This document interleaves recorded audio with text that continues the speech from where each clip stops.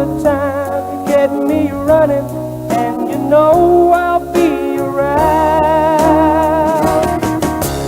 I'm a fool to do your dirty work, oh yeah. I don't wanna do your dirty work no more. I'm a fool to do your dirty work, oh yeah.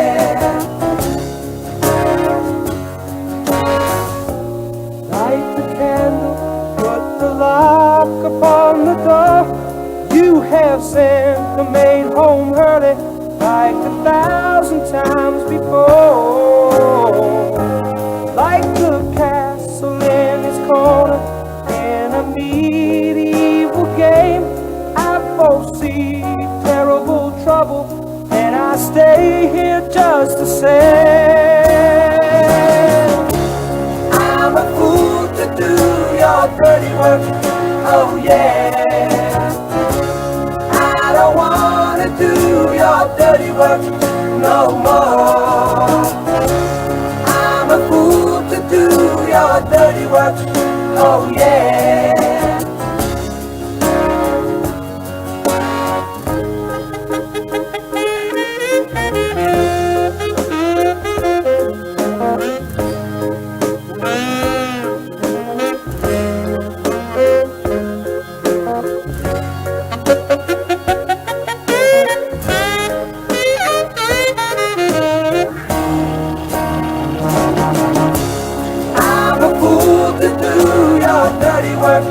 Oh yeah, I don't wanna do your dirty work no more.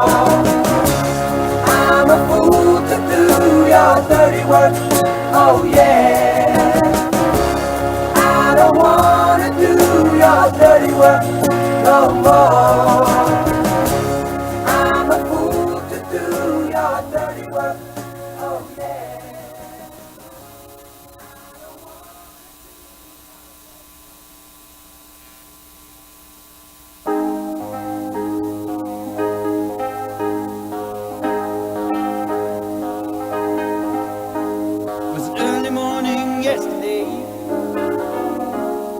Up before the dawn, and I really have enjoyed my stay, but I must be moving on. Like a king without a castle, like a queen without a throne, I'm an early morning lover, and I must be moving on. Now I believe in what you say, undisputed truth, but I have to have things my own way to keep me in my youth. Like a ship without an anchor, like a slave without a chain, just the thought of those sweet ladies as a shiver through my veins. And I'm going shining, shining like brand new.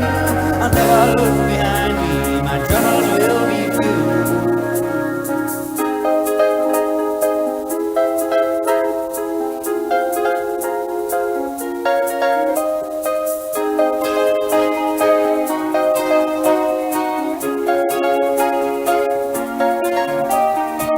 Goodbye, stranger, it's goodbye.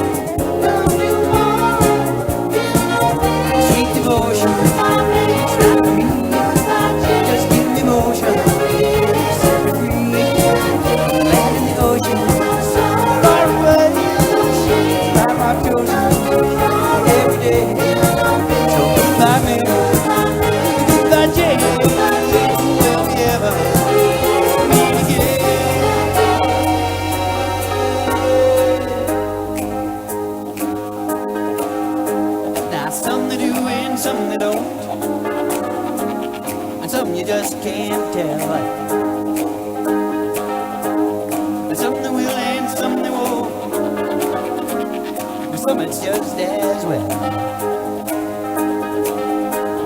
can laugh at my behavior, that'll never bother me.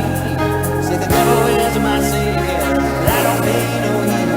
And I will go on shining, it's shining like brand new. I'll never look behind me, my troubles will be few.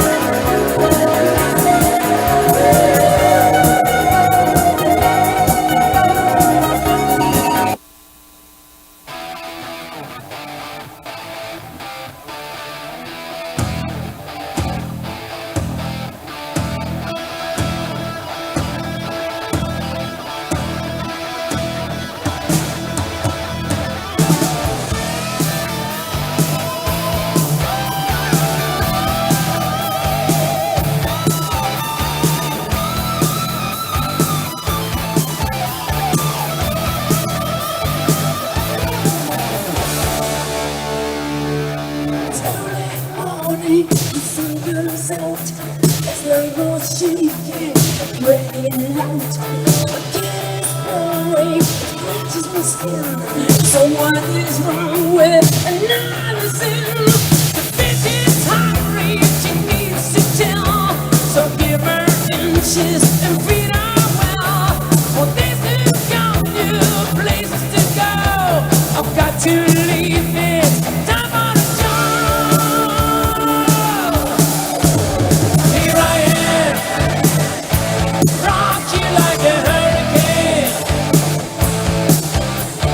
Here I am, rock you like a hurricane. The blood is burning, it starts to shout. Desire's coming, breaks out loud. Lost engages, the storm breaks loose. Just have to make it with someone I choose. The night is calling, I have to go. The movie is hungry, he runs the show. He's licking his lips, he's ready to win. On the hunt tonight for love and pursuit. Here I am, rock you like a hurricane. Are you ready, baby?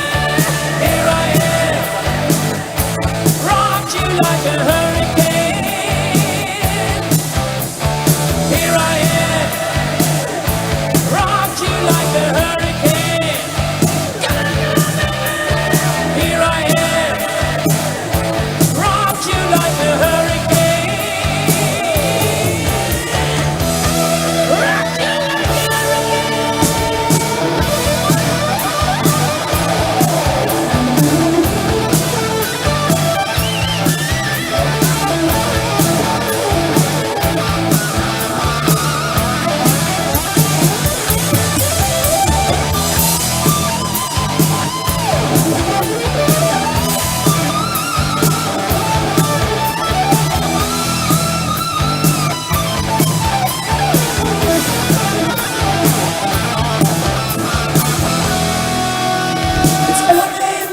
The sun comes out, this light will shake really loud. The gate is burning, scratch my skin. So what is wrong? Another sin. Oh, darling, I have to go. The Bob is hungry, he runs with joy. He's licking his lips, he's ready to win. On the hunting night for love and prestige. Here I am, rock you like a hurricane. Here I am, rock you like a hurricane. Here I am, rock you like a hurricane. Here I am, rock you like a hurricane. Here I am.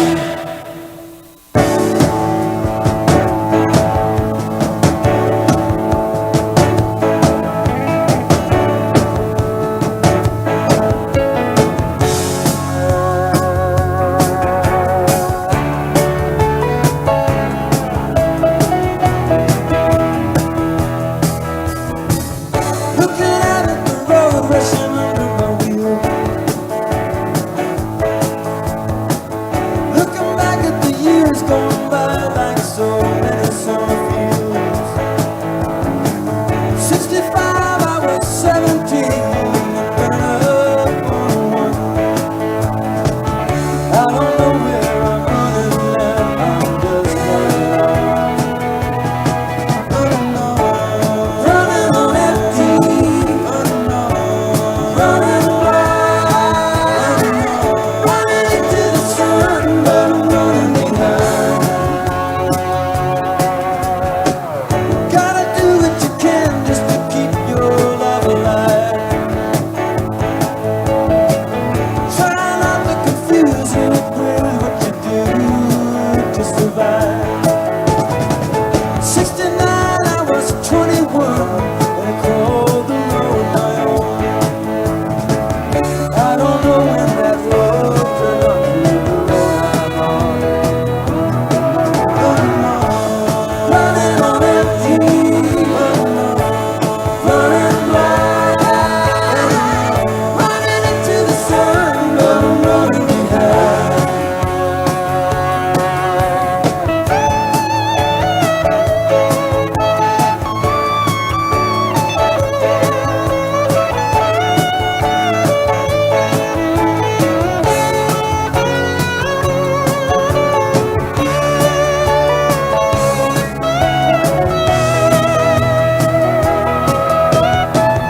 Everyone I know,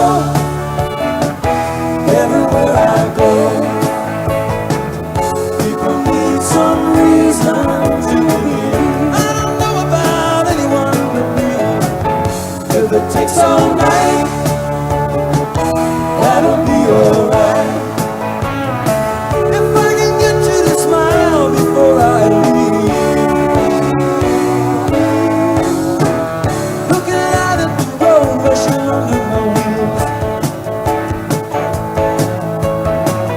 I don't know how to tell you all just how crazy this life feels. Look around for the friends that I used to turn to to pull me through. Looking into their eyes, I see them running too. Running on empty, running blind, running into the sun, but I'm running behind. Honey, you really tempt me, you know the way you look so kind. I'd love to stick around, but I'm running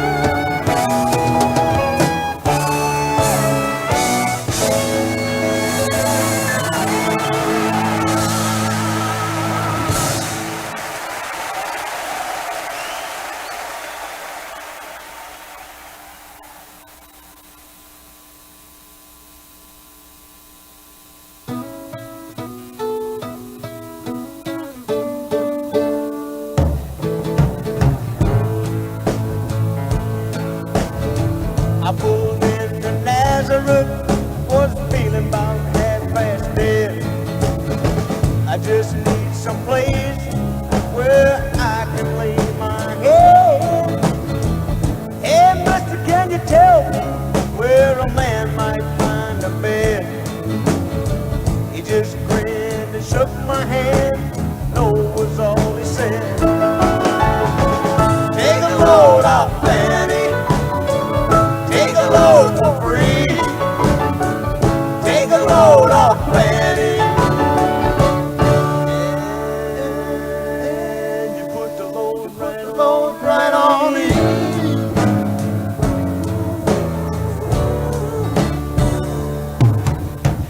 I picked up my bag. I went looking for a place to hide. Then I saw Carmen and the devil walking side by side. I said, hey Carmen, come on, let's go downtown. She said, I gotta go, but my friend is sticking around. Take a load off, Fanny. Take a load for free. Take a load off, Fanny. And you put the load right on me.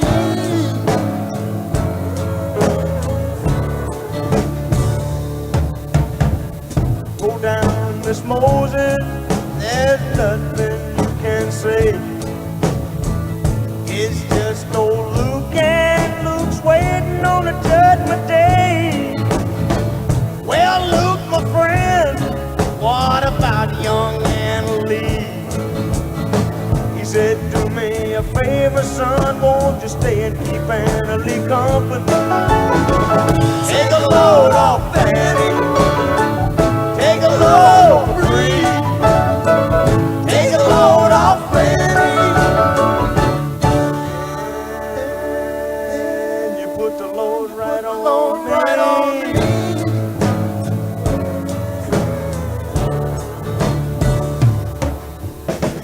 Crazy Chester followed me and he caught me in the fall.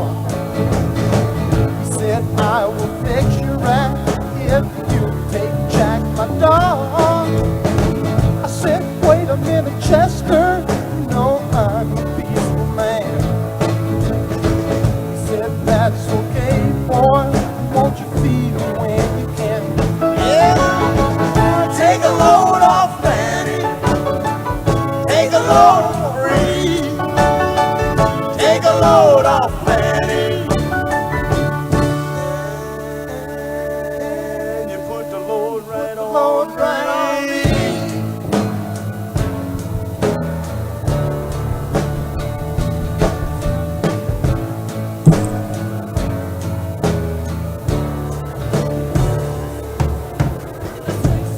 Get your cannonball now to take me down the line. My flag is sinking low, and I do believe it's time to get back to Miss Fanny. You know she's the only one who sent me here with her regards for everyone. Take a load off, Fanny. Take a load free. Take a load off, Fanny. And you put the load right on me.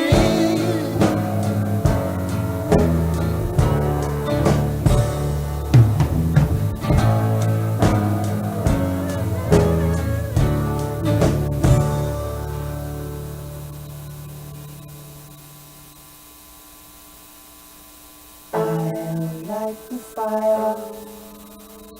You place the flowers in the vase that you bought today.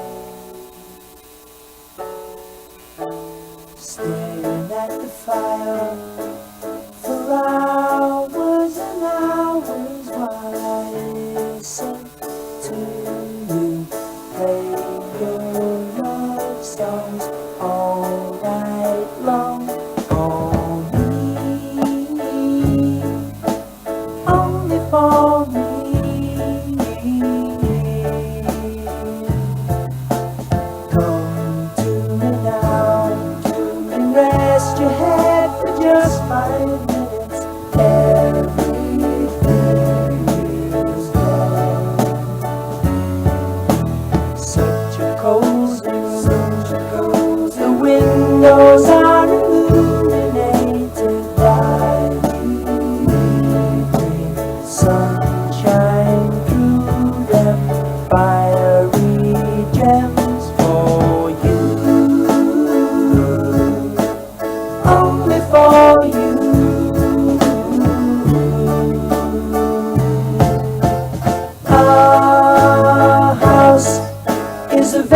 very, very fine house with 2 cats in the yard.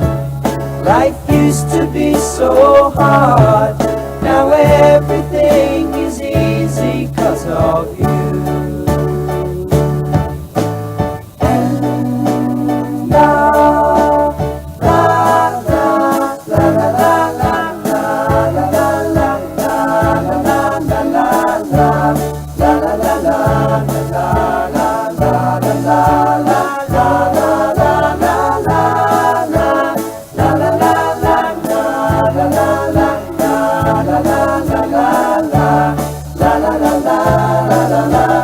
Our house is a very, very, very fine house with 2 cats in the yard. Life used to be so hard. Now everything is easy 'cause of you. And I'll light the fire while you place the flowers.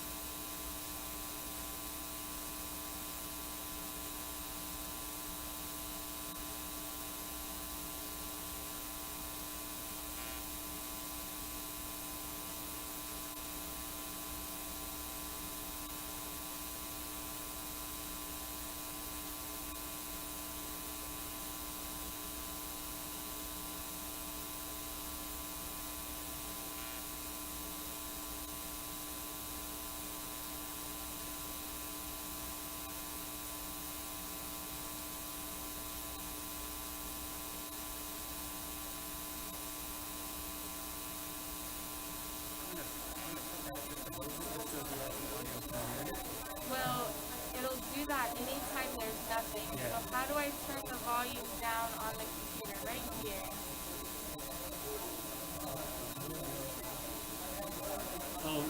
Oh, you know what? Oh, that's, I have to do it downstairs too. okay.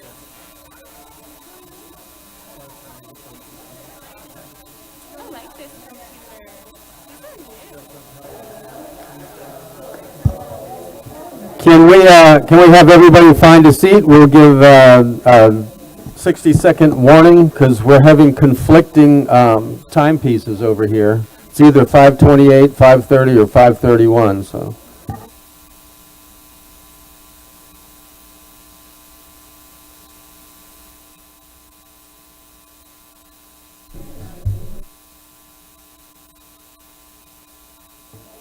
Wow, that was actually pretty quick. Everybody wants to get started, so why don't we call the meeting to order at 5:31? And if is Carissa here? Who's calling the roll? Carissa, if you would call the roll, and then I'm going to turn it over to Madam Chair here. Mr. Brower. Here. Mr. Johnson. Here. Miss Gertman. Here. Miss Wheeler. Here. Mr. Robbins. Here. Miss Post. Here. Dr. Lowry. Not here. He's on his way. Miss Cuthbert.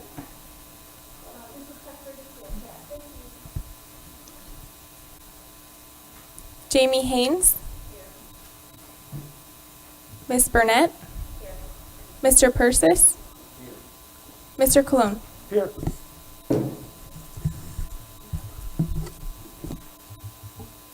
Okay, and with that, and maybe by way of, I just got message that Councilman Lowry was stuck in traffic.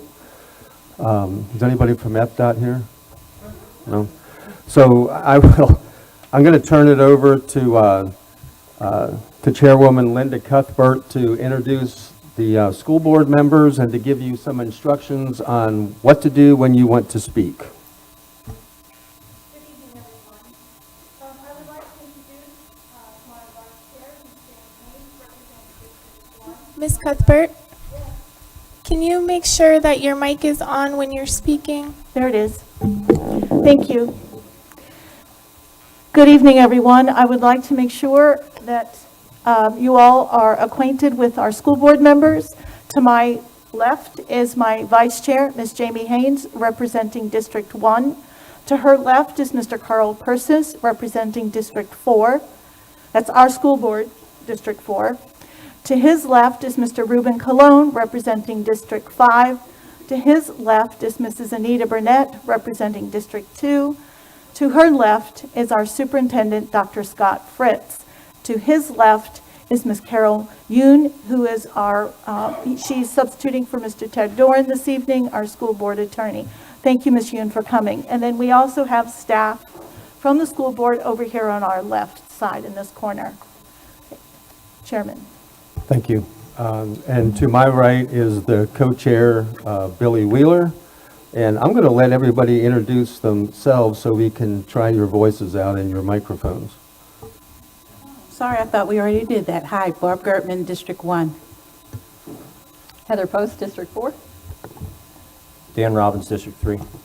Ben Johnson at large. George Rectenwald, County Manager. And Suzanne Conchin, Deputy County Manager. And Mike Dyer, County Attorney. Very good. And before we really get started, I would like, if it pleases both boards, I'm looking around the room. I know she was here somewhere. The Supervisor of Election, Lisa Lewis, there, right across from me. This affects you as much as it affects us, and I would like to hear how it affects you, the voters, the cost, all the particulars. So if you would like to speak to both boards, please. Sorry, good evening, and I do thank you, both boards, for listening to me for the last 2 years that I have begun my trek on asking if we could have our lines come together, both school board and county council. And so I thank you for a few minutes tonight for me to beg, plead, present my case one more time to each of you, whatever you want to call it, but I do want to speak to you tonight. And I will tell you, I truly, truly mean this from the bottom of my heart. I do not envy your task.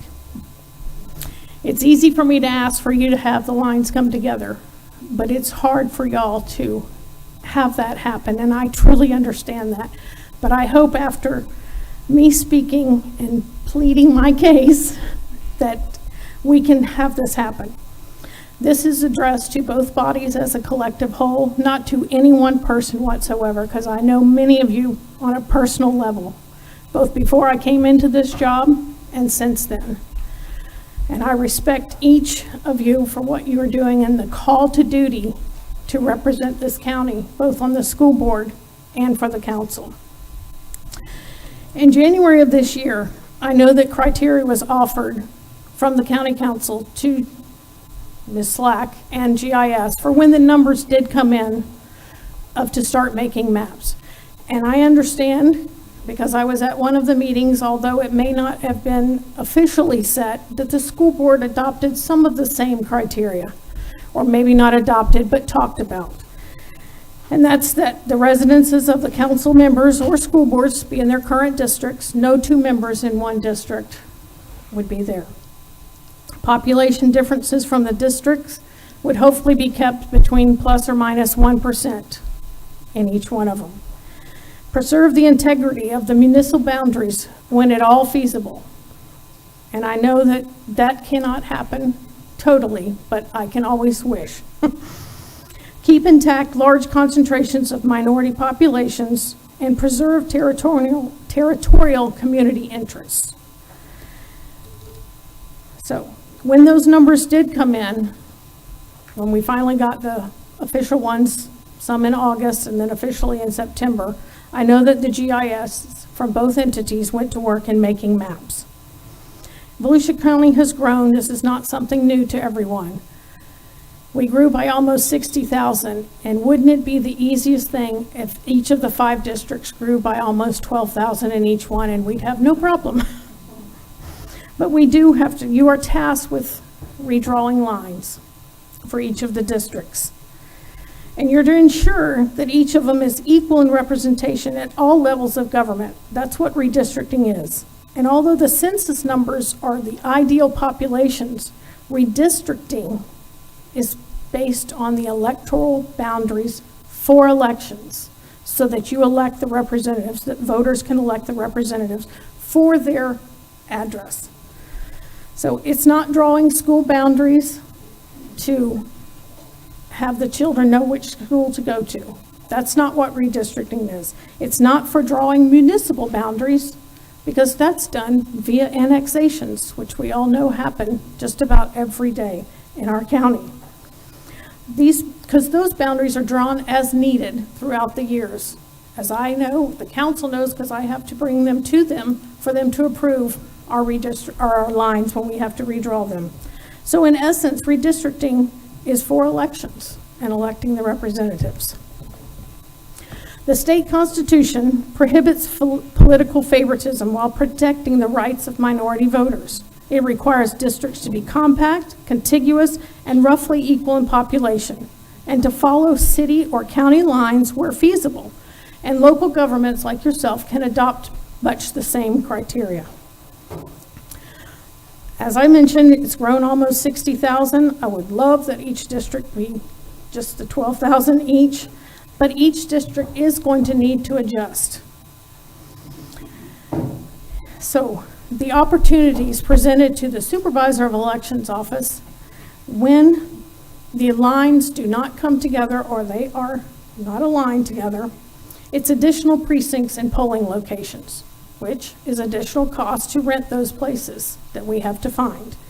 It's additional ballot styles, splits or more precincts, depending on what we want to call them. We either have 600 precincts or we have 125 precincts with some splits in our terms. Currently, Lake Helen has 9 splits. So when you have a primary election, that's possibly 27 ballot styles, because we run by party. In the primary elections, we have to put a Republican, a Democrat, and a nonpartisan ballot out for each of the respective voters. So Lake Helen right now has 2 school board seats and 2 county council seats, 1, 3, and 5 collectively. Precinct 602, which is up on the map here, and it's the yellow part of the, oh, thank you. This yellow area is most of it, and coming down in here a little bit. 602 has 13 splits. That's a possibility of 39 ballots for 1 precinct that we would have to print. There are 3 county council seats there, 2, 3, and 4, and 4 school board seats, 2, 3, 4, and 5, in 1 precinct. So printing costs, because we print on a 100% hopeful turnout. We won't be written in the paper for having too many ballots. We'll be written for not having enough. So we plan for 100% turnout. There's always hope. It presents precinct challenge, along with printing the ballots just for voting day, we print sample ballots that are mailed out. So when you have different ballot styles, it's different sample ballots that are mailed to each of the voters. That's another cost. Presents precinct challenges, finding hosts to have us conduct the elections. As you know, last year we ran into quite a few facilities that did not want to host elections anymore.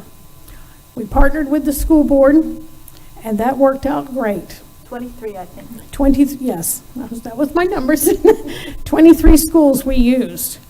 On the same token, the county allows us to use buildings also. We use all of the libraries, just about all the regional libraries for early voting. It's a great partnership with both of you. And I can't tell you how much I do appreciate that, because in listening to other counties, they don't have that great of a relationship. Along those lines, and I have never ever wanted to play this card, but there is a statute that states any tax-supported building can be used as an elections precinct, any one of them. I have asked nicely for some and been told no. I have been able to find some, but we're to the point now where we can't find precincts. But there's, most importantly, with not only the cost, but the confusion among voters on why does my neighbor vote on this school board or this county council and I vote on this one? And we're going to have that at times, because there are streets that we use that you're going to have as a dividing street where one is this district, one's another. But if we can lessen that by coming together, I think we'll diffuse a lot of that confusion. And when municipalities are split, and I know, as I said before, that can't be helped. We have large cities, but maybe not split cities that are less than 15 to 20,000 voters. You know, our smaller cities are more of a community, and we hopefully can keep them that way. Now, while the supervisor of elections is not responsible for redrawing the lines, the district lines, we inherit those lines. And when we inherit those, we then have to draw our precinct lines, which means the people that are within those districts are voting on the same thing and making that a precinct. And when you have different lines that don't come together, that presents more of an issue for finding the locations, as I mentioned, and the cost. So once we look at where all the voters are is where we start trying to draw precinct lines and putting them like people alike. In the last redistricting process, we had to create several new precincts due to these lines being different. Tallahassee, as I don't know that they've started committee meetings, but when they draw their line, they have to draw for the whole state. I cannot imagine doing that, and I don't think anybody in here can imagine doing that, especially the GIS people we have that have just drawn these.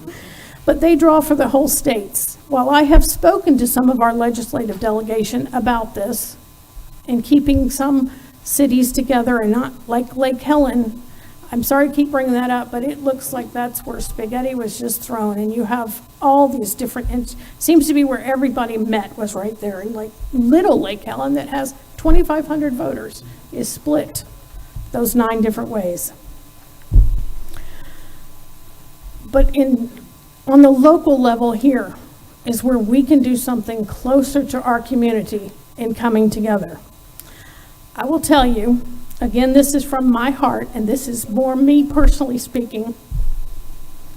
I'm sorry that these maps have gotten in the way of us coming together. Because as I have spoken to, maybe not each of you personally, Mr. Robbins, but he just came on, and this was a goal for everyone, was to have these lines come together. I was hoping that these maps would be shown to everyone at the same time, and possibly even making them anonymous where you had no idea who drew them. So it would be fair all the way around. But right now I ask that each of you think about what's best for the people and the voters of our county. If a city is divided, and we have to do that, aren't 2 representatives a benefit to them? Wouldn't a school benefit from having 2 representatives come and read? When an item comes before each board, you don't only vote on what's in your district. You vote on everything as a whole in this county. So you represent all of us, all of you. That's what y'all are tasked to do. Your vote counts for each and every person in this county, whether they're a registered voter or not. So and when I say we, it's each of you, it's the citizens of this county, and it's myself. We have a chance to come together within our county. It's going to take compromising. No one map is the best. I think that we can blend some together, and I hope that, as Ms. Slack had mentioned to me earlier, maybe some of these maps can be overlaid, and we can see where there are common areas and maybe adjust on both parts that will make all of us happy. But there is one thing, you won't make everybody happy. As you very well know, in any decision you make when y'all are voting on anything before you, not everybody is happy. But this is not me. It's not I. This is us and we as a group of people, as these 2 collective boards. it's not about one person, it's about all of us as a whole. And as I mentioned, you won't make everybody happy, but I only ask you again to think about the voters and the people of this great county that we live in. I was born and raised here, I've never had a desire to live anywhere else. But I hope that we can come together with this. But however, I will tell you that if it doesn't happen, we will persevere, just like we have been. It just makes a lot of confusion. So I appreciate your time and your ears for listening to me. And if you have any questions, I'll be happy to try and answer. Okay, before we are able to ask her any questions, both boards have a little yellow card in front of them. What Councilman Bauer, Chairman Bauer, and I decided was that we would take turns. So if you would like to ask a question, please put your card next to your nameplate. That way I can check to see who on the Volusia County School Board would like to speak. And Councilman Brower will be looking to see who on the council wants to speak at that time, and then we will alternate. Board member, council member, board member, council member, and we will call on our own boards respectively. Okay, since we're the guest and he has home rule, we decided that even though I got to introduce everybody first, he gets to call on the first councilman or women who might have a question for Ms. Lewis. Well, thank you. First, I just want to say, Lisa, that those were tremendous words as an introduction and as our goal today. I couldn't agree more that our goal has to be focused on every one of the voters. And I do want to clarify one thing. I see Barb Gertman has a question for you. You said that, I think the way I heard it, that we both had a goal of not plus or minus 1% difference. I don't believe that's the case with the school board. No, you don't have to.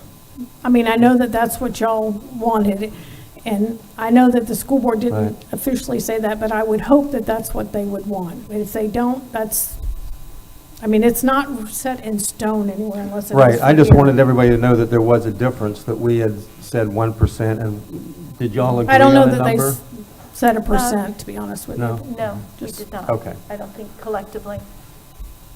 Barb Gertman? Thank you, Chair.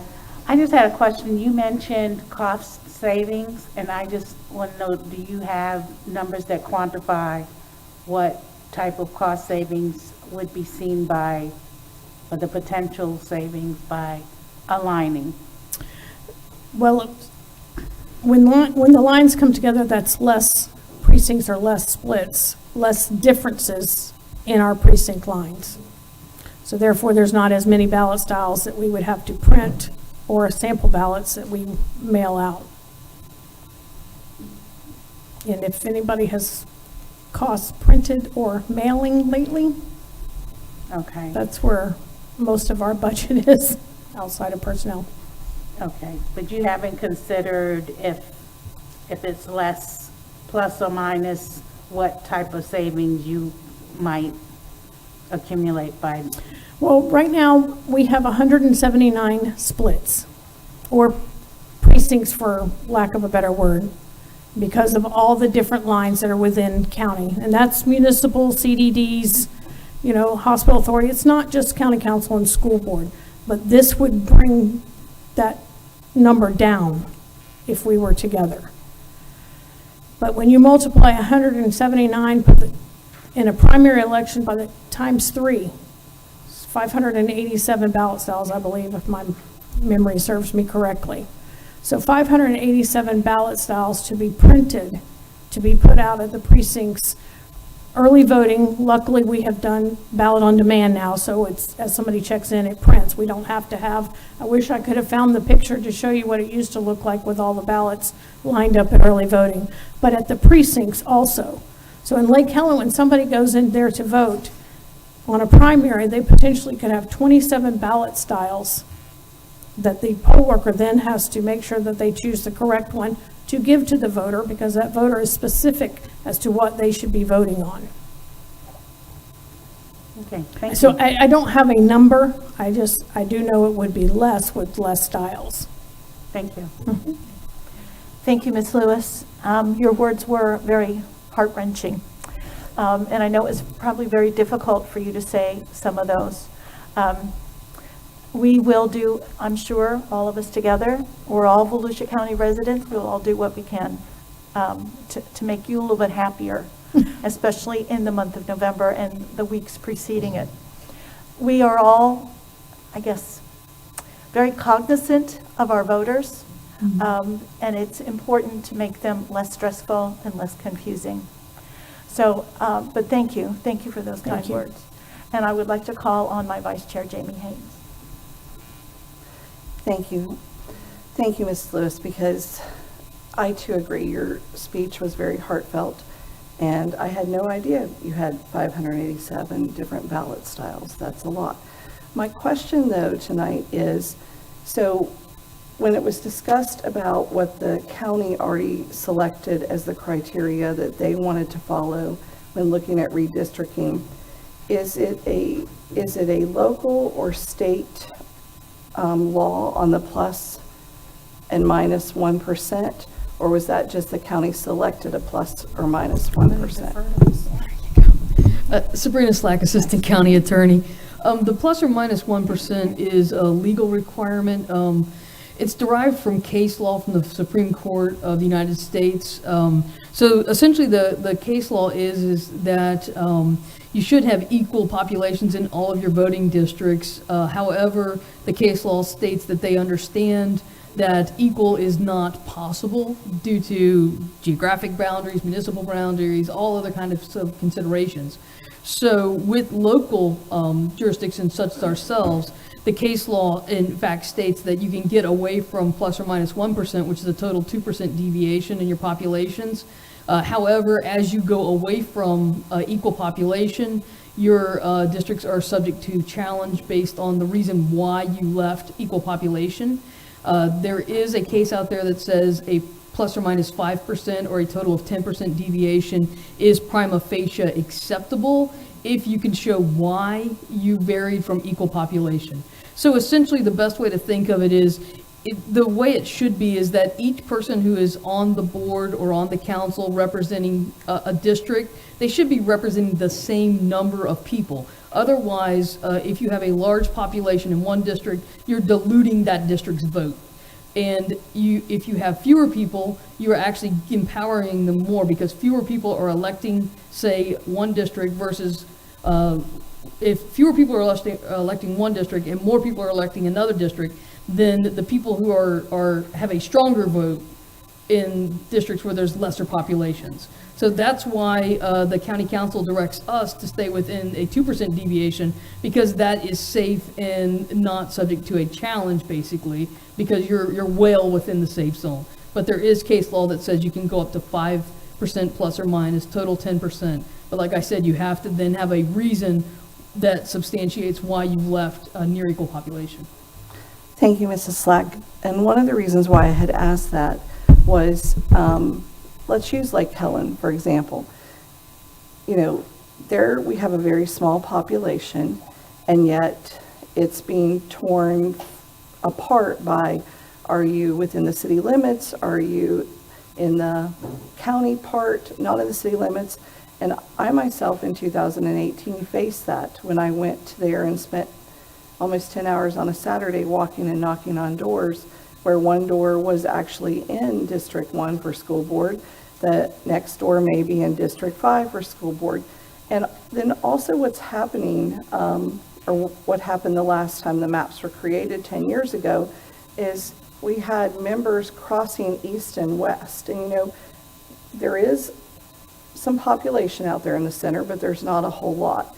And I truly feel that if I were to cross from the west side over to the east side, that the east side's not going to get the fair representation that they need, you know, when it's, 50 minutes away in a drive. And I feel the same way about if the east side crosses over to the west side. So it wasn't until last Tuesday night that we learned that the plus or minus one was not totally steadfast. And no, as a school board, we did not vote one way or the other. I would like for people to kind of be open to possibly a plus or minus 2% if we can keep places like Lake Helen and all that intact. So whether they live within the city limits or they're in the unincorporated piece, you don't have that many different ballots, going into Lake Helen. So that's why I needed to ask that question, because I wasn't sure if it was low or not. Thank you.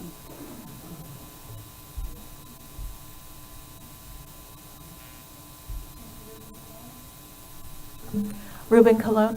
Yes, thank you. So I guess my question is for my counterparts on the county.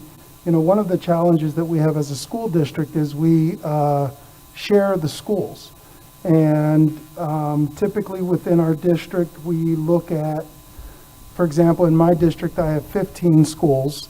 And so we sort of look at those boundaries, not so much at keeping, I want to keep this school or I don't want to keep that school, versus the area that I represent. Typically, for the most part, the students who go to school, one of the schools that I happen to represent. And so did any thought process go into that when you all developed your map? Because I know typically you all are looking at numbers of populations of folks, but arguably in my area in Deltona, we have high density, and we ended up being really short counted this time. I felt like it was. And so now I need to expand greater. I think I have to go up by, I think it was like 7,000 or something like that. And so the question then comes in, do I go into Orange City? Do I go up to Lake Helen?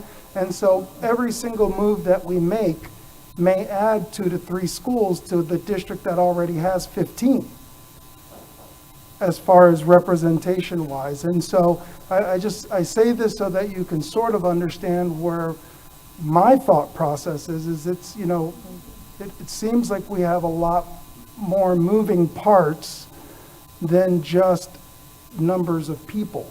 And then I know that it's the goal of the council to keep the municipalities as much as possible together. And so, yet the current map that we have now splits DeBary in half, which has experienced more growth than it had 10 years ago. So should DeBary be split in half anymore? And so those are the questions. And so I guess my question is to my counterparts, if you all even took that into any consideration, because arguably I could end up with 20 of the 72 schools, and there's 5 of us. Sabrina Slack, Assistant County Attorney. You're getting into my PowerPoint and taking all my thunder away. Just to summarize the process. So this process would typically have started in March. We would have gotten the census data. We would have shared everything. But what we did was back in January, we actually started this process of establishing the criteria, and then we reached out to the school district staff, and they assembled a team, and we assembled a team, and the teams have been working collaboratively since probably June on the different things that each were brought in. So we had, there was a sharing of all information between our GIS staffs, sharing of the criteria. So all of the maps, unfortunately, because we're on such a condensed time frame, we're kind of working parallel with the 2 teams to bring the maps then together. So yes, we did. We had meetings in June. We had some in August. We've been collaborating via phone, via emails about the criteria and then creating the maps. So yes, we have been working together on the staff level for quite some time.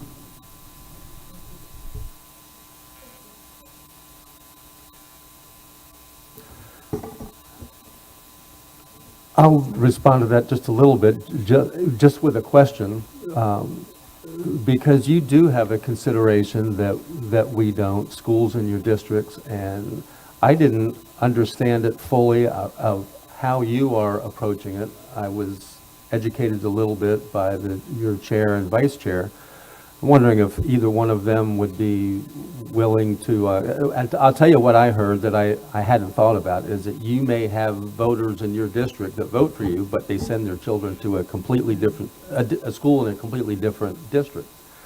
So how does that affect you? Do you, either one of you are brave enough to take that up? It is very difficult. We are very cognizant of the fact that an elementary feeds into a middle school, which feeds into a high school. We try to keep that conclusive as much as possible. If we share, for example, I share Port Orange with Ms. Burnett, and then, of course, I think District 3 touches almost every district, at least every district. So it looks like Mr. Robbins and I are going to have to take on some more territory. So when you look at some of these maps, from Lake Helen all the way to Ponce Inlet, from Port Orange all the way to Oak Hill, and then also down 415 into Osteen and even Enterprise, all the way to DeLand, I may end up with one middle school, and that's New Smyrna Middle. I could very easily lose my second middle school, but I would have 2 high schools. Another map, Ms. Burnett could have 3 high schools, 3 middle schools, and in District 1, which is the largest territorial geographically, would have 1 high school and 1 middle school. So there are a lot to consider, because we all visit the voters, but our job is to visit the schools and to take care of the parents and the community members surrounding those schools. So right now you said you have 15 schools? I have 12, and I think I'll call on Ms. Haynes, because you'll be astounded at the number of schools she has in her district. Ms. Haynes. So one of the things that happened at the last census 10 years ago is the unincorporated area of DeLand Springs just kind of got carved out and pushed over to District 4 for the school board to Mr. Persis. But those students that actually go to McGinnis Elementary transition on to Taylor Middle High. And that leaves Mr. Persis coming all the way across the county just to a small geographical location with a single school, which pulls him away at times from the schools that are near and more tightly close together. So that was one of the things that our group built, 4 maps, and then they said, Ms. Haynes, we always thought McGinnis was yours because you talk about it all the time, because I do, because I have to drive past it to get to Pearson, to go to Pearson Elementary and Taylor Middle High. So I either stop there on my way up or my way back every time.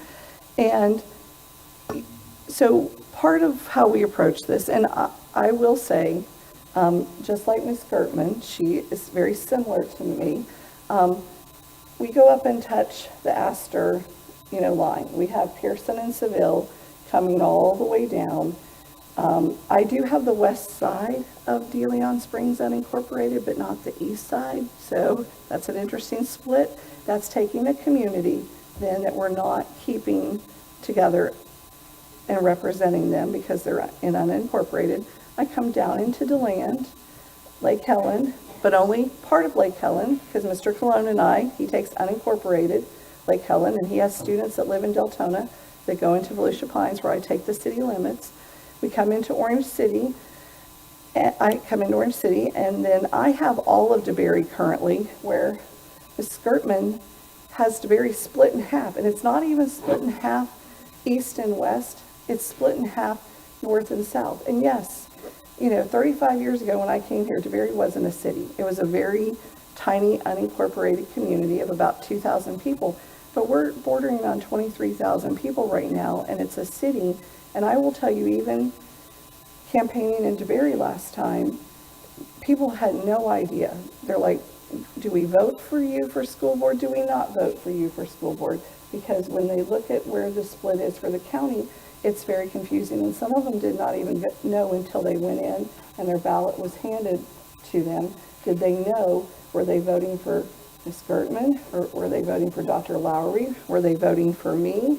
Or, were they voting for Ruben?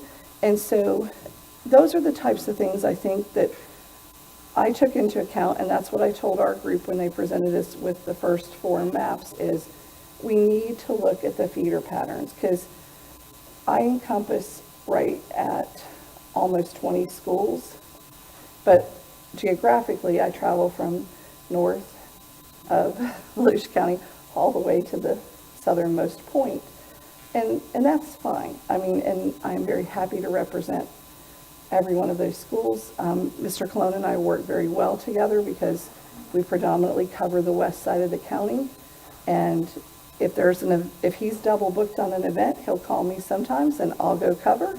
If I'm double booked on an event and he's free, he'll cover. And we do that. And that was part of what I actually had said to Dr. Fritz last week, was just trying to not cross from east to west side. Because I feel when you make that cross and you pick up maybe a community with 2,000 or a part of a community, how much of your time are they getting? And are you really representing them well if you're representing the other 108,000 people that are sitting over on the east side? Just to get to the magic number of 110. And so that is part of what I took into consideration, because there's a new map that was just presented to us. I think we got it Thursday night. And it has Miss Cuthbert losing her largest middle school and her largest elementary school, but she keeps the high school that they feed to. So that just doesn't make sense to me, because it is about building relationships. And I'm not saying that as council members you don't build relationships, but that's what we do every day, is build relationships with the community and the students. I hope I answered the question. Heather Post. Well, Ruben, you had asked about, if we were really thinking about it from the school board stance, and I can tell you, I run into Carl all the time at schools in my district, for sure, and greatly appreciate the work that he and that you guys do. In talking with staff, that was actually one of the questions I had, was the maps that we have, that I've seen both suggested from the school board and also from council side, didn't actually have the schools noted on them. And so I don't know if I'm stealing any thunder. Hopefully somebody has that at some point during this meeting. But to me, that's very important in making my decision, in discussing it with the school board, is for us to be able to visually look at the maps and see where those schools are. So yes, to me, it absolutely has been discussion, and I appreciate you asking. So, but on that note, do we have a map somewhere? I'm hoping. We have requested. That overlay, correct? The school district has provided us with their, we didn't have that. So the way this works is our GIS, they have a software product that they use to draw these maps. So we have to be provided certain layers to add those layers to the maps. So in a perfect world, if we had a ton of time, all of this information would have been able to have gotten to us quicker.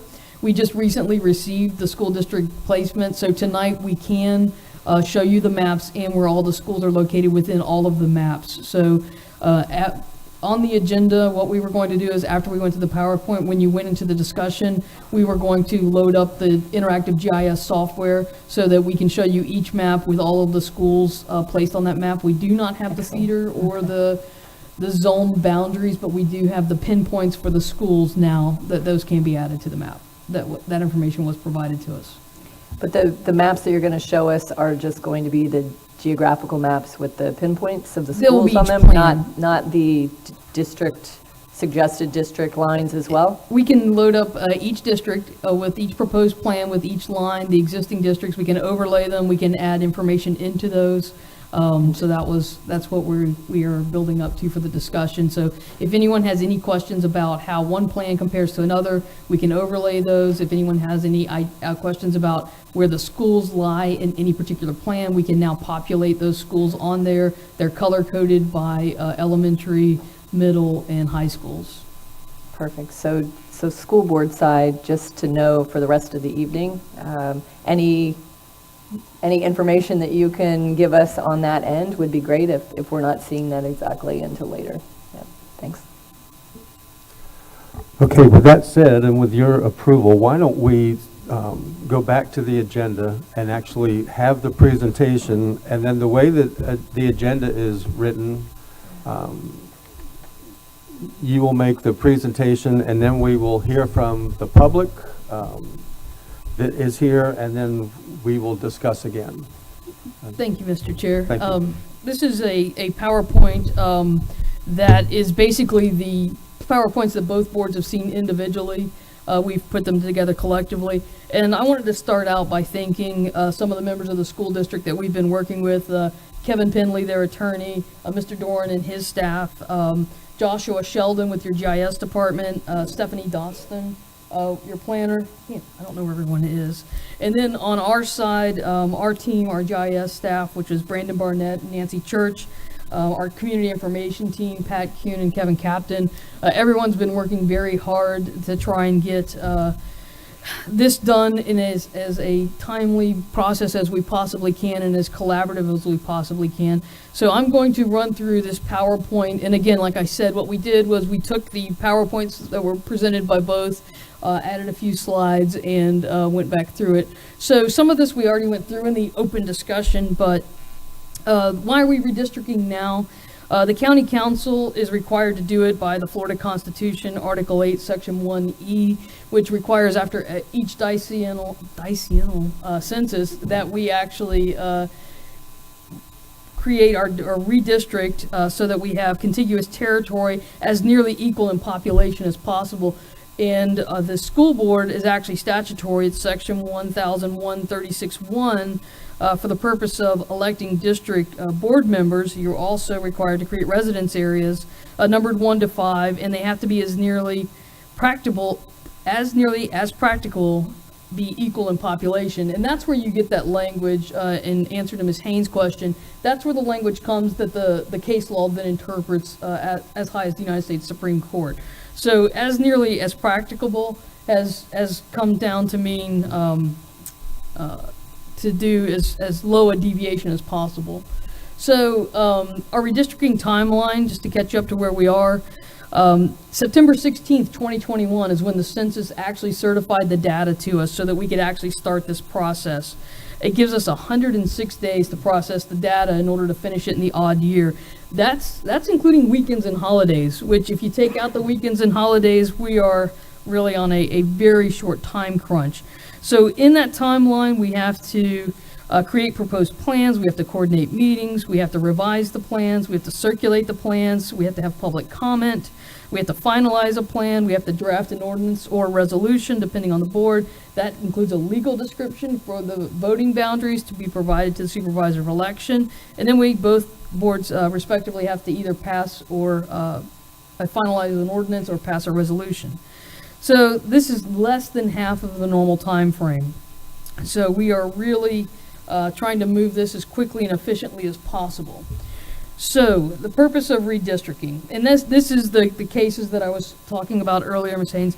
So the United States Supreme Court, the principle is one person, one vote principle, so that you design legislative districts with equal population. However, they've recognized in the case law when drawing state and local legislative districts, jurisdictions are permitted to deviate somewhat from perfect population to accommodate traditional districting objectives. Among them would be preserving the integrity of political subdivisions, maintaining communities of interest, and creating geographical compactness. And if you recognize that's where we get our criteria, you'll see that they're generated through these cases.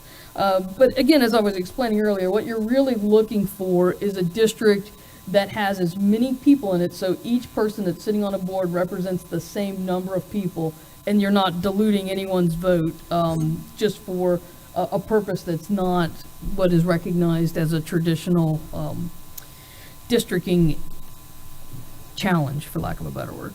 So the redistricting criteria we have in common, and these are really the ones that basically you don't want to run a variety of these for case or statutory reasons.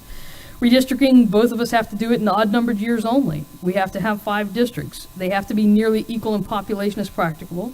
Geographically contiguous areas, that basically means you can't have a District 1 that is separated. All the boundaries have to be together, plus you want to keep them as compact as possible.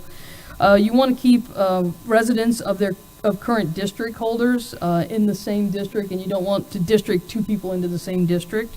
You want to keep intact large concentrations of minority populations, preserve territorial communities of interest, preserve municipal boundaries where feasible, and consider election districts. Now, this is actually where we differ, and they're not huge differences. The school board's criteria is keeping schools in single districts where feasible. And the county council, we have actually placed on ourselves the plus or minus 1 or 2% total deviation from near equal population. We have to consider special taxing districts, consider population densities, and consider economy of government operations. That's actually in our ordinance, not the plus or minus 1, but the last 3 criteria. Otherwise, we pretty much have the same criteria. So these are the numbers, and we've all seen these before, but I have to keep emphasizing that the entire county has grown. So we talk about districts being over or under in population, but we have to keep focused on that everyone's grown, and that we're just, for purposes of equalizing, is why our numbers have to be moved up or down. And as you can see, the comparison, this is the first step in redistricting. This is plugging the 2010 numbers into the 2020, plugging the 2020 numbers into the 2010 map and seeing where the changes fell. So, just so you can see, District 1, we both have in common, our District 1s grew the most. And for the school board, it was a 16,694 change, and ours was a 15,221 change. But, so the total population adjustments we have to do, that's where we start. And that target population range is the plus or minus 1. I mean, that's the safe harbor. So here you see that the existing school board districts, you have District 2, 4, and 5 are under the range, District 3 is within the range, and your District 1 is over range by 9,095 from the equal population. So for the purposes of the school board, and just to go back, Stephanie and I drew straws, and I drew the short straw on who had to present this between the school board planner and I. So, so that's why you get to listen to me all night. So that's the school board deviation from the equal target population, which would require you to adjust districts 1, 2, 4, and 5. So the county council, because we had different lines, our District 1 was still the largest growth, but we were only at 4,724. So with our districts, District 1 ended up over, Districts 2 and 3 under, and 4 and 5 actually landed within range. So that's where we were with our existing lines. So once we had the first step done, this is the timeline that we actually followed for making the maps. So back in January and then in June, when the census data didn't come out, the councils met, and I didn't have I meant to put the school board's meeting in this timeline, I apologize.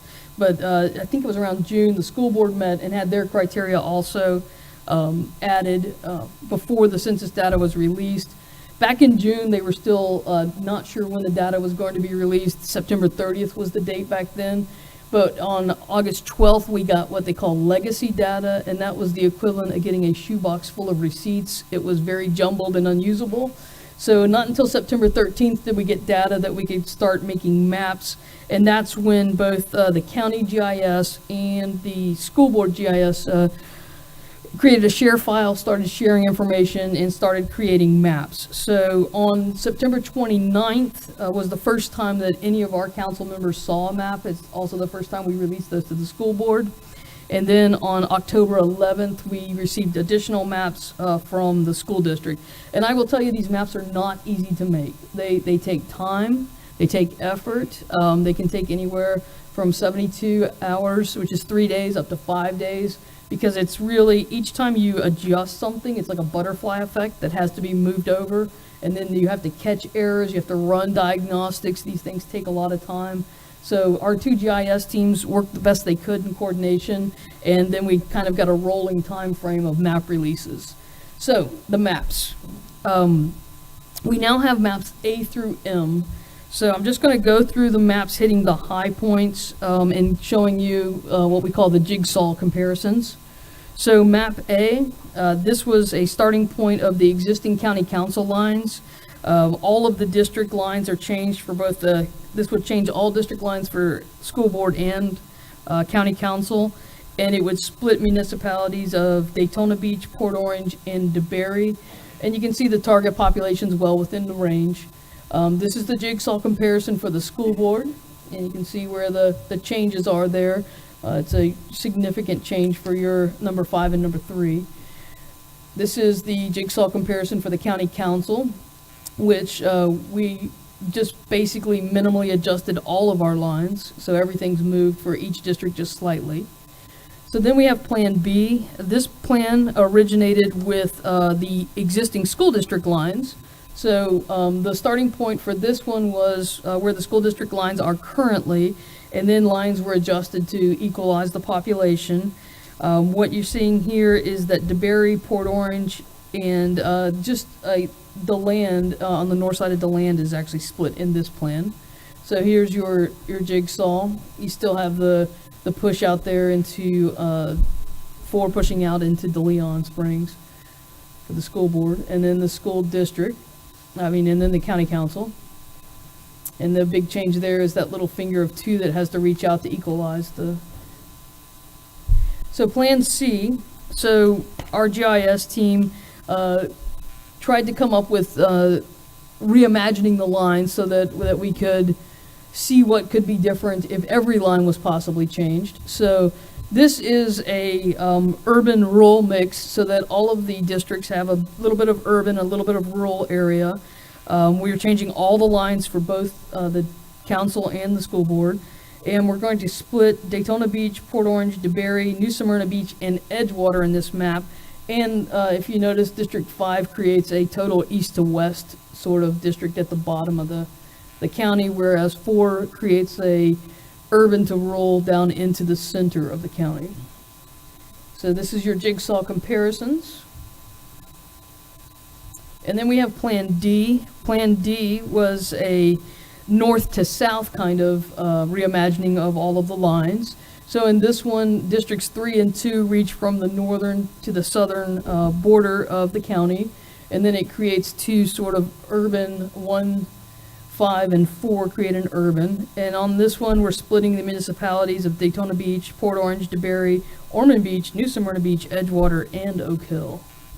And here's your jigsaw comparisons. And if I'm going too fast, you can slow me down, but I know we've all kind of been through this.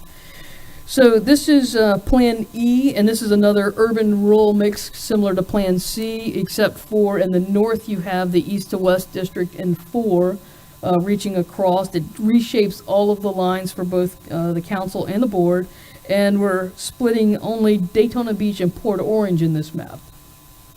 So here's your jigsaw comparisons. And then we have Plan F, and Plan F is back to the existing county council lines with keeping 4 and 5 exactly as is because they were in range. This one takes Lake Helen and the unincorporated areas around Lake Helen and moves it into 3, and it takes the Allendale neighborhood in Port Orange and moves it into 2. You're going to split Daytona Beach, Port Orange, and DeBary in this one. So then we're moving to Plan G, and Plan G is, the basis for Plan G is the school board goals of resource operations and communication and community engagement. So this one, all district lines are adjusted, and you're going to see DeBary, Deltona, Orange City, Daytona Beach, and Port Orange split 3 ways in this particular scenario. So this is the jigsaw comparison. That's the county council existing. And this is Plan H. Again, it is based on school board goals of operations and community engagement. So all of the lines again are adjusted from both plans. And what you see in this plan, H and the prior one, they're similar, but they vary on the borders a little bit as to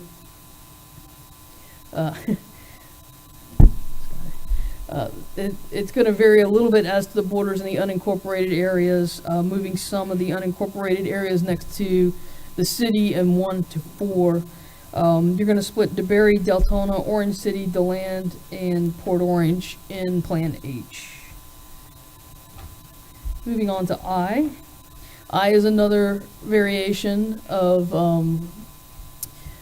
from the using school board objectives. This particular plan, you're going to see tries to get DeBerry back with into 1, but then that moves Orange City into 5. So what's going to happen particularly in this one is Deltona, Daytona, and Port Orange are split, and the districts for 4 and 2 are similar to current county council lines. So that's with Plan I.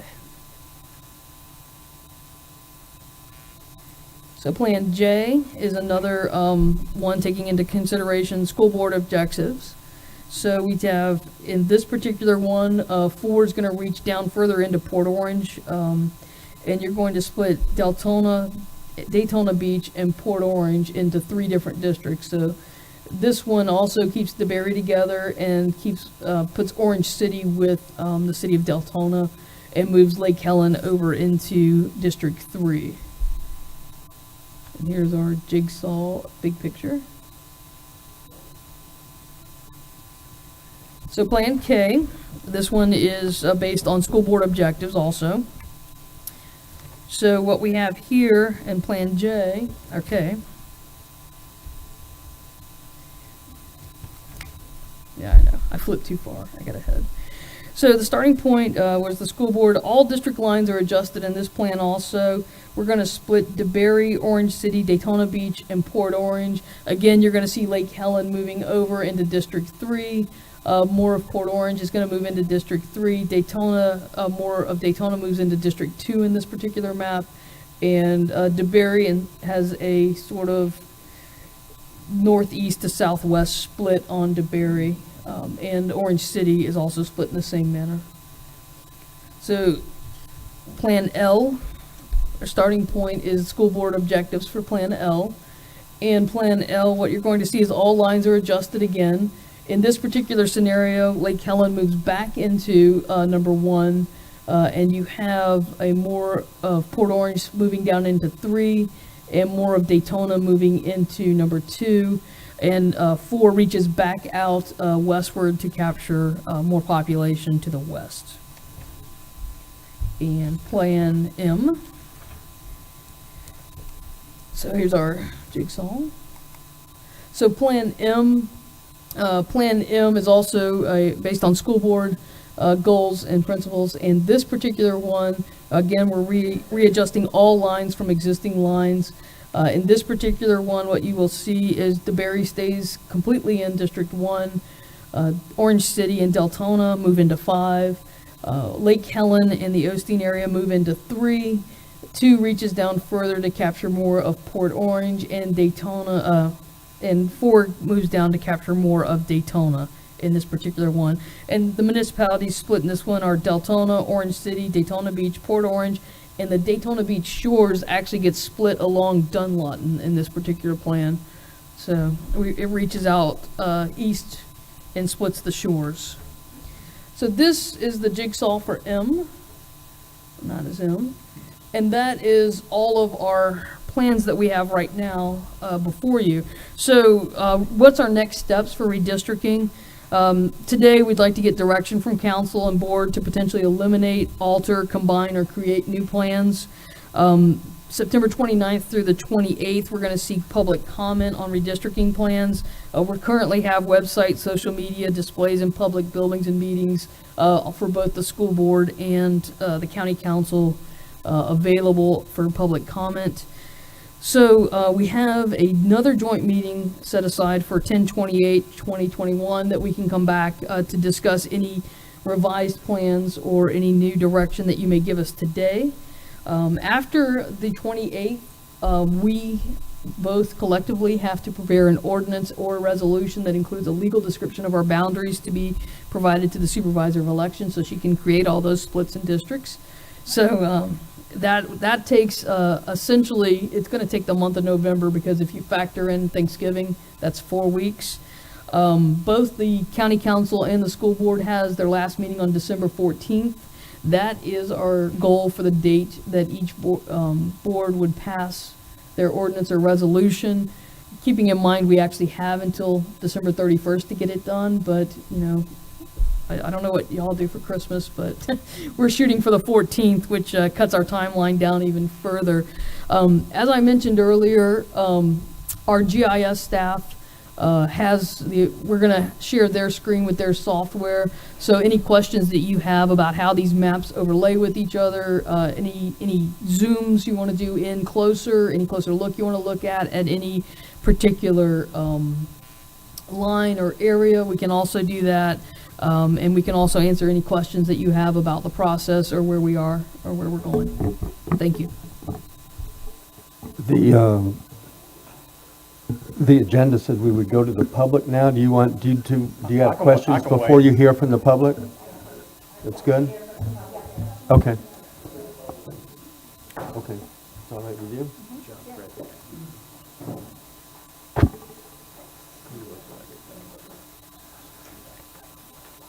Where would you like them to go to speak? So microphone in the corner, and Amy Munzie.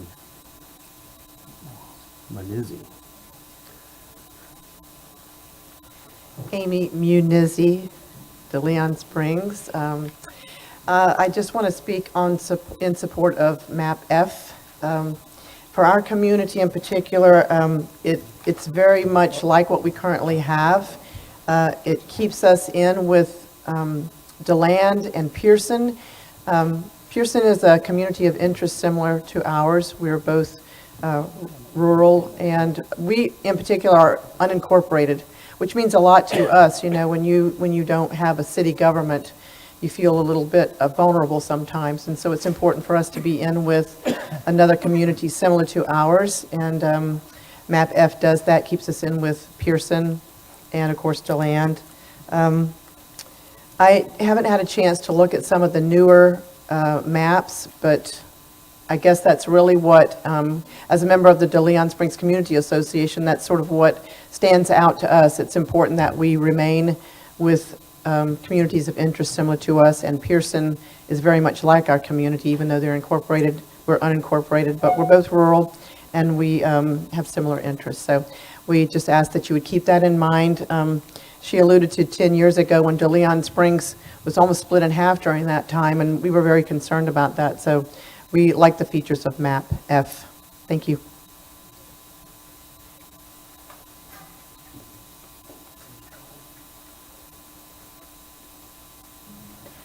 Thank you very much.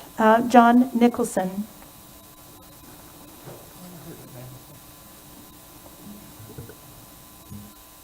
John Nicholson, Daytona Beachside. I don't know if you've listened carefully. There's only one city that gets divided in every single map. It's Daytona Beach. And you all have been doing that since 1970. I spoke about it in 1990, 2000, 2010. I'm speaking again today. It is not right to constantly divide us. Now, staff said, well, that's because you have a city of over 100,000 people. Technically, we have 72,000.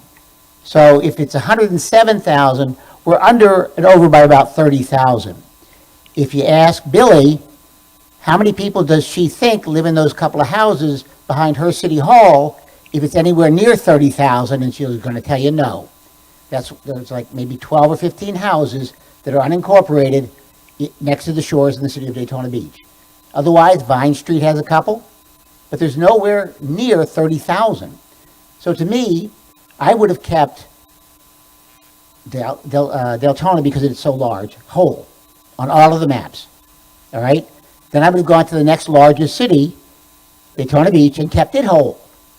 And then you try to keep all of the small municipalities attached to one city or another. What I have here is a Volusia County School Board current districts, and it shows DeBerry whole. I don't understand why it can't be kept whole. Those people really should not be cut in half. There are ways to, if you can keep it here, you can keep it that way in the future. Now, the city of Daytona Beach has a plus or minus, I think, 10 to 12%. So we can be over or under like 2,000 people, all right? And you guys are like hundreds of people or something. It just doesn't make sense. There's on several of the map, there's a little small section on the southwest side of Deltona that gets cut off in like 4 maps with the school board. That doesn't make sense. Deltona should be kept whole on everything. It is so large and it needs to be. There is a way of looking at it that the schools are kept. Now, I understand we used to have 27 islands in the city of Daytona Beach where we got our kids shipped out. They were bussed out for years, all right? And they were doing it for integration, and we had 2 buses with all black kids being bussed into an all-black school for integration, which made no sense because we didn't change anything for 50 years. Keeping the districts the same just because that's the way we've always done it doesn't make sense.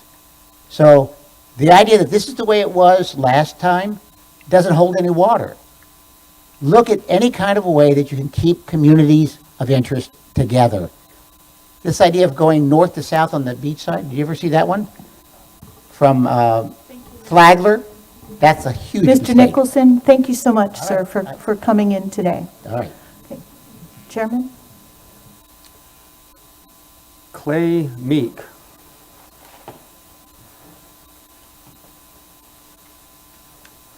Good afternoon. Clay Meek, on behalf of the League of Women Voters of Volusia County, address 57 Carriage Creek Way, Ormond Beach, Florida, both District 4s, just to be clear. I apologize if my hand shakes. It's been a long caffeine day and I'm used to having a podium. But that being said, I want to thank all elected officials on behalf of the League, including, of course, Ms. Lewis, for your service. None of you hear that enough. I know you don't only hear it from us, but it's a difficult task all of you have, and it is appreciated. I'd also, on behalf of the League, like to thank the staffs for both organizations. I know it was touched on in the PowerPoint, but no commissioner understands the burden that the late provision of information to the staffs created. This is a huge undertaking in the best of circumstances. The late provision of that information made this a tremendously much more difficult task, and we thank the staff for their work in doing this. And thirdly, of my first point, but most importantly actually, the League would like to thank both entities for the openness and the transparency, both with this meeting and with the openness of the staffs from both organizations. This is not the only redistricting process the League is watching and being involved in, and so we have an ability to compare, and both organizations have done a great job of being transparent, being open, and listening to the public. That being said, moving on to my second point, I'm not going to point out a specific map and say the League wants you to adopt this one, because I think it's too early in the process for that. I will echo 4 points that were made already as a part of the presentations that are important to the League. First, you really try to avoid splitting cities as much as you can. Both organizations are just coming out of trim season. It's important, to keep cities intact so that if they've had a particularly unique tax season, they can vote as a block for either the county issues or school board issues when it comes to taxing, and that's just one of the issues that's important to keep municipalities together as much as possible.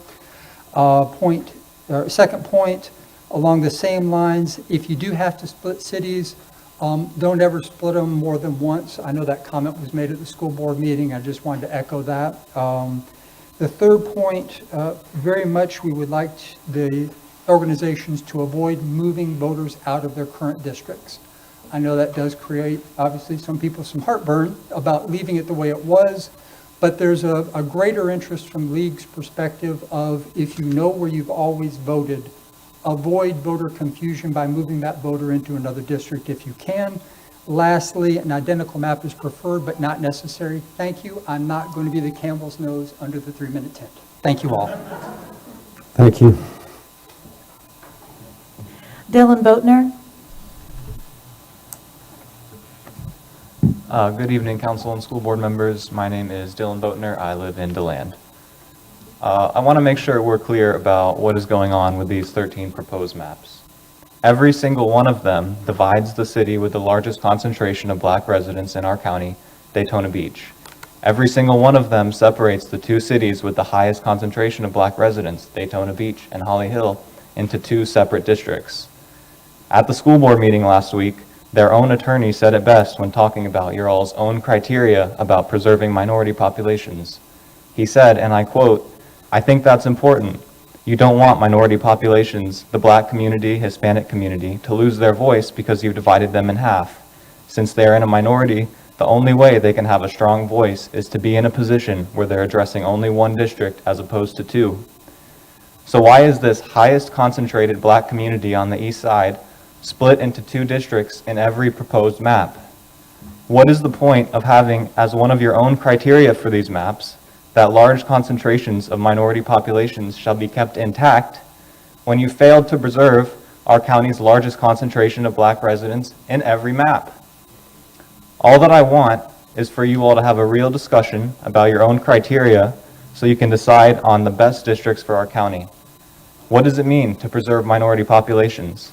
This process is about our ability to elect our own representatives, not politicians hand-carving districts that will be most favorable to their re-elections.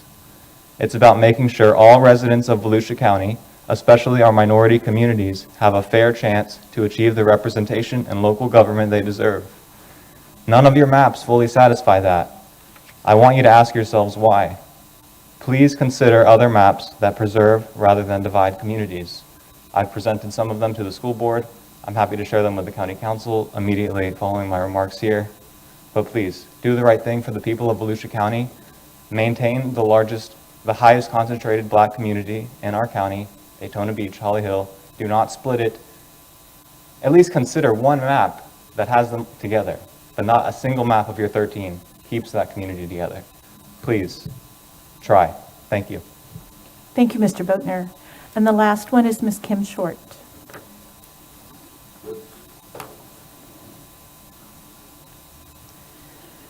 Good evening. Thank you all for your service. I'd like to start with saying that first, too.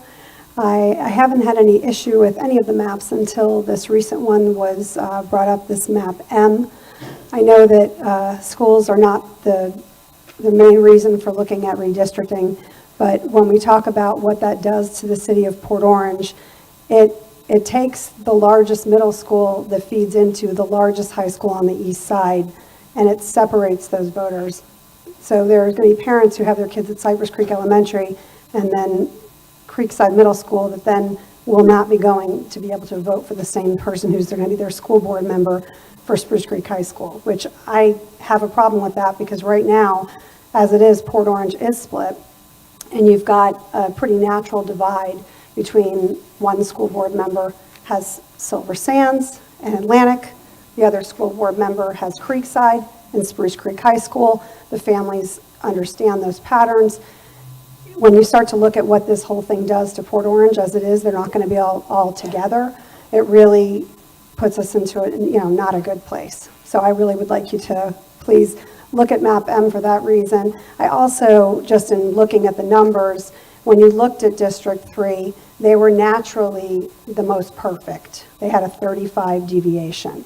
When you looked at map M, they now become the largest deviation with 1,012, which is another problem that I have, especially when you start to think about what District 2 encompasses and how much more they're going to pick up of an affluent community in Port Orange and that voice that they may have versus some of the other residents that they're also serving. So I'd like you to think about all of that. Thank you. Thank you, Ms. Short. And that concludes public participation. Chairman? Since I don't see anybody on your side, we'll start with Councilman Lowry. Thank you. I was just wondering if the school board had a chance to pick maybe their favorite 2 or 3. I know that's what we did. And if they did that, then maybe we would have something that would be close to each other that we could say, hey, this would work here. So you all have 7 favorites? Is that what? No, sir, what we did is we discussed it. We did not pick favorites. Okay. Because we wanted time for individuals within this past week to look at the maps. Okay. To digest them. But we can discuss that now if you'd like to see our top 3. It was just a thought. I thought, you know, we picked 2 and then we added 1 on that 3rd one, I think. And then if you all could whittle it down to 2 or 3, then we could look at those and maybe there would be 2 of them that would be really close to each other that would be workable. That's just a thought. Okay, thank you. What do you think, Chairman? I think that would be a good, what I'm hoping to get through tonight is that maybe we can eliminate some maps, agree on something, other maps that go back to both drawers and come back with a unified. I really want us to succeed in working together and come up with the same districts for school board and Volusia County Council. So do you have some people that? Yes. Okay, I'll go ahead and start, if you don't mind, Ms. Burnett, and then after Ms. Burnett will be Mr. Colon, and then Mr. Persis, and then Ms. Haynes, and then I'll go last. Thank you. Can everybody hear me all right? In good spirit for what Ms. Lewis has asked us to do, I wanted to know if there is a way to look at the maps to see which ones from the school board and which ones from the council, from the county council, are closest together to get a starting point. And that was one of the questions I thought we could do. It kind of goes with what you were saying, Yes. Mr. Lowry, but thank you. Okay, maybe while the GIS people are trying to figure that one out, let's move on to Mr. Colon to see what Mr. Colon has to say. The map that, and I guess in the spirit of compromise, so and let's look at this in pieces. So would you be opposed to going with Orange City and allowing DeBerry to stay by itself?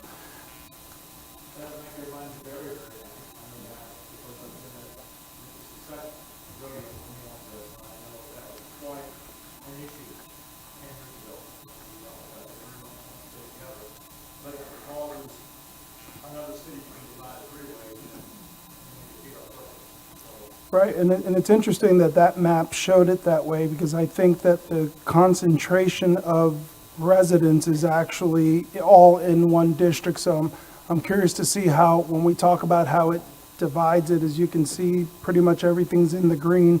What you see in the bottom there is the dear town of Osteen is what you're seeing down there. That's not Deltona. And so I'm curious to see. And then I know in map N specifically, because we have Manatee Cove, River Springs, and University that are all pretty much in the same block. That would have been 3 schools.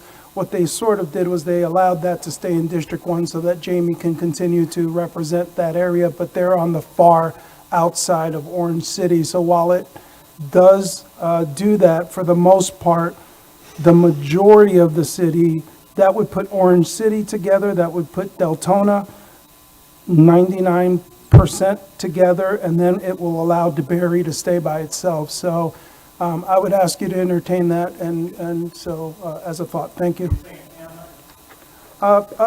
M or anything close to M that would allow, instead of going into DeBerry, cutting it in half, it would allow Orange City and Deltona to come together. Thank you. Thank you, Mr. Colon. Chairman Bauer? Barb Gertman?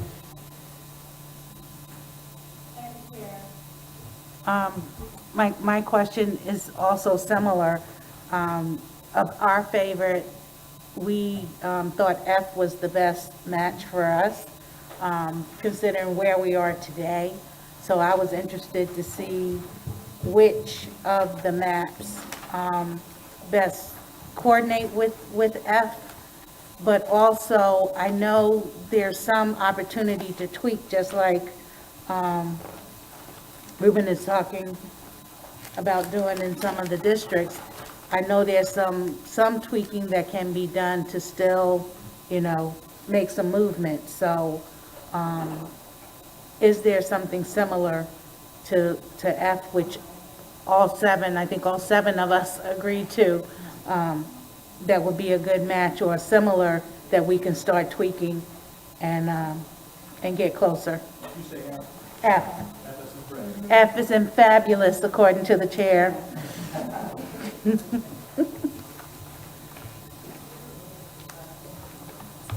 What happened would be for Barb? I was able to work with staff, and so F was the one we all preferred, but I also, because I think Council Post and Wheeler had a concern with B, and I talked to staff about A and tweaking it where we would tweak the south side of 44 to keep the fairgrounds in that corridor in one, and move the other, I think would go to 3 or 4, I can't remember. Okay. But, yeah. All right. So I was open to F and A. However, it was mentioned that B was close to a map for school districts, so I guess it's still something that perhaps can be looked at and still tweaked. Okay, it's the school board's turn, but Sabrina Slack, you had a... Just to answer the question, plans F and I are the closest. They're currently on the screen with the lines. The teal are, I think, are F, and the yellow is the school board's I. So with any of those, this is just a good point if there's anyone that wants to ask for a comparison, that would be F and I right now together are the two closest. Okay. Mr. Persis? Thank you, Madam Chair.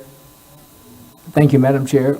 I have to laugh because 10 years ago, I was on the county council and we were dealing with the school board. And I recall that the representative from District 4 then, there was this, we were going back and forth and trying to get all on the same page and, just wrestling with it. And we got close and then we got further away and then, it's this whatever. It gets to a point where you just want to, throw in the towel, let's just go home. I mean, we could talk about it for as, we could have a meeting every day for a month if you want to, but I don't want to. Here's the deal. It's not about any of us. 3 or 4 of us aren't even going to be holding this post that we hold now, probably. I remember the person that argued the most vehemently about why a position should be a certain way didn't win election that following year. So, you got to think about the future. You got to think about the growth of the county. We got to just think about Lisa Lewis's job and supervisors of elections that will follow you. To make it easy, to make it as compact as possible. I think that's what it's all about. And I've said to Heather, I could live with any of these maps.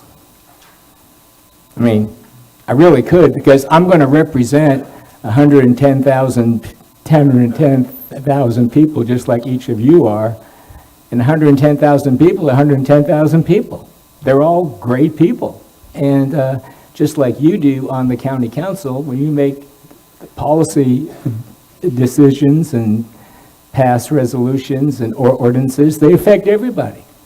They don't affect your district per se. They affect everybody. On the school board, we're the same way. When we pass a policy, it's not about District 4. It's District 1, 2, 3, 4, 5. It affects every child.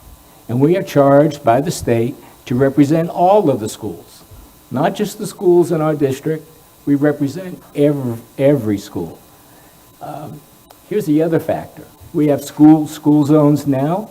School zones can change. In fact, we're in the process right now of probably changing a lot of school zones. So where kids go to school right now, 2 years from now, they may go to another school. So we just can't get hung up on how many schools we represent or where students live now. Things are changing. Our population's changing. We're going to be building schools. I mean, you got to just look, don't just think of right now, and don't think about yourself. That's what I'm saying. Think ahead, think to the future, and I think we'll make it right. I was curious to see, I think you asked the question, and Fred did, and others. Your favorite was F, as in Fred, and I think, Sabrina, you said I was the closest one that matched up to F. Is that? That's correct. That's what's on the screen right now. You can see the variation is mostly in the DeBerry, Osteen area, but District 4 is pretty much the same in both maps. 2 has slight variations, and then 5, the biggest variation is Orange City moves into with Deltona. And did that address the Lake Helen 9-way split or whatever it was? Or? No? Yes? Sorta? According to Supervisor of Elections Lewis, yes, for the most part. Yeah, and just final comment, Mr. Chair, is that No, we split the very. whatever we get close to, I would hope before we make any final vote that we have Ms. Lewis weigh in again, and just to say, you know, if you just move this another block or two, that would really help. I mean, we just got to keep massaging it and just till we get it about as perfect as we can get it. That's all I'm saying. And I'd be glad to compromise in any way to make all that happen. Thank you. I agree. We have one more council person, and then maybe we can agree on, there's probably some maps we could just throw out right now that nobody likes, because we got a lot of paper we're carrying around. But Billy Wheeler? Thank you, Mr. Chair. This is really tough. I certainly understand what the school board is saying. I certainly understand, and I understand, Lisa, you know, dear Lord, I just pray. You know, that's all I can say is I pray.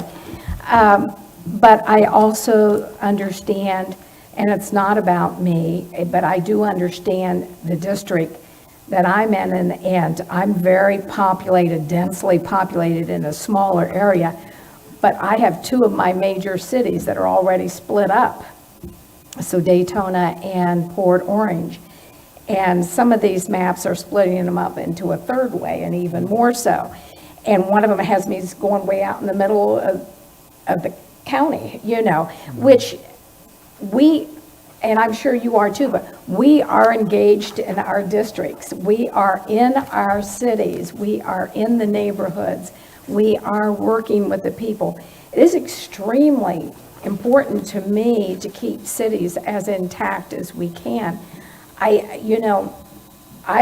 totally for Plan F, and I as a possibility with the schools, but I'm not sure if we're going to be able to come up with the total best compromise that the school board needs and what I feel that we need as county representatives for our district, you know. I'm hoping we can, but I think it's really important that we keep our cities intact as much as possible, and that's one of the main things that I'm really pushing for. Again, I'll go back to, I'm all for Plan F. Mr. Persis, did you? Oh, okay. Ms. Haynes. Someone else. I'm sorry. Not my card. My first question is for Mrs. Slack. So we received the data late, and we all know that. So is there any provision that allows this decision to be made, like with an extension of time, or are we held to the original timeline, even though we didn't receive the official data till September? It's actually there's two answers to that question, and I'll defer to my colleague that represents the school board. As far as the county council goes, we have absolutely no flexibility in not doing it this year. The state constitution says that we have to redistrict in the year after the census, so that is a constitutional requirement on our part. We don't have any flexibility to do it otherwise. As far as the school board goes, that only applies to county commissioners. The school board, the statute says that you have to redistrict in odd years and that you have to redistrict to make sure that your populations are near equal. So following the census, you now know that your populations are not near equal and that you have to do it in an odd year. But unlike the county council, you do not have that same constitutional requirement that you redistrict immediately after the census. And I will tell you, we researched for months trying to find a way to extend that deadline and found no flexibility on our part for the county council. Thank you.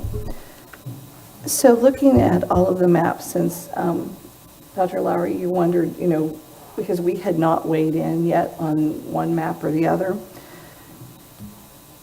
and hearing that your preference is map F right now, I have to lean, and map F and I are similar to some degree, and so if looking at it, I would lean towards I, and part of it is simply, you've heard it because from the DeBerry community, so we took an unincorporated area that became a city that has now grown to 23,000 individuals, and as I said, it's being cut north and south, and I do have to kind of look at the school system there, because what's happening is the kids that go to DeBerry Elementary can live straight across the street from each other, and one is sitting in your area and one is sitting in Ms. Gertman's area. So currently for our school board one, that doesn't happen. The kids that go to DeBerry Elementary, whether they're across the street from each other or not, they're in the same voting district for the school board seat.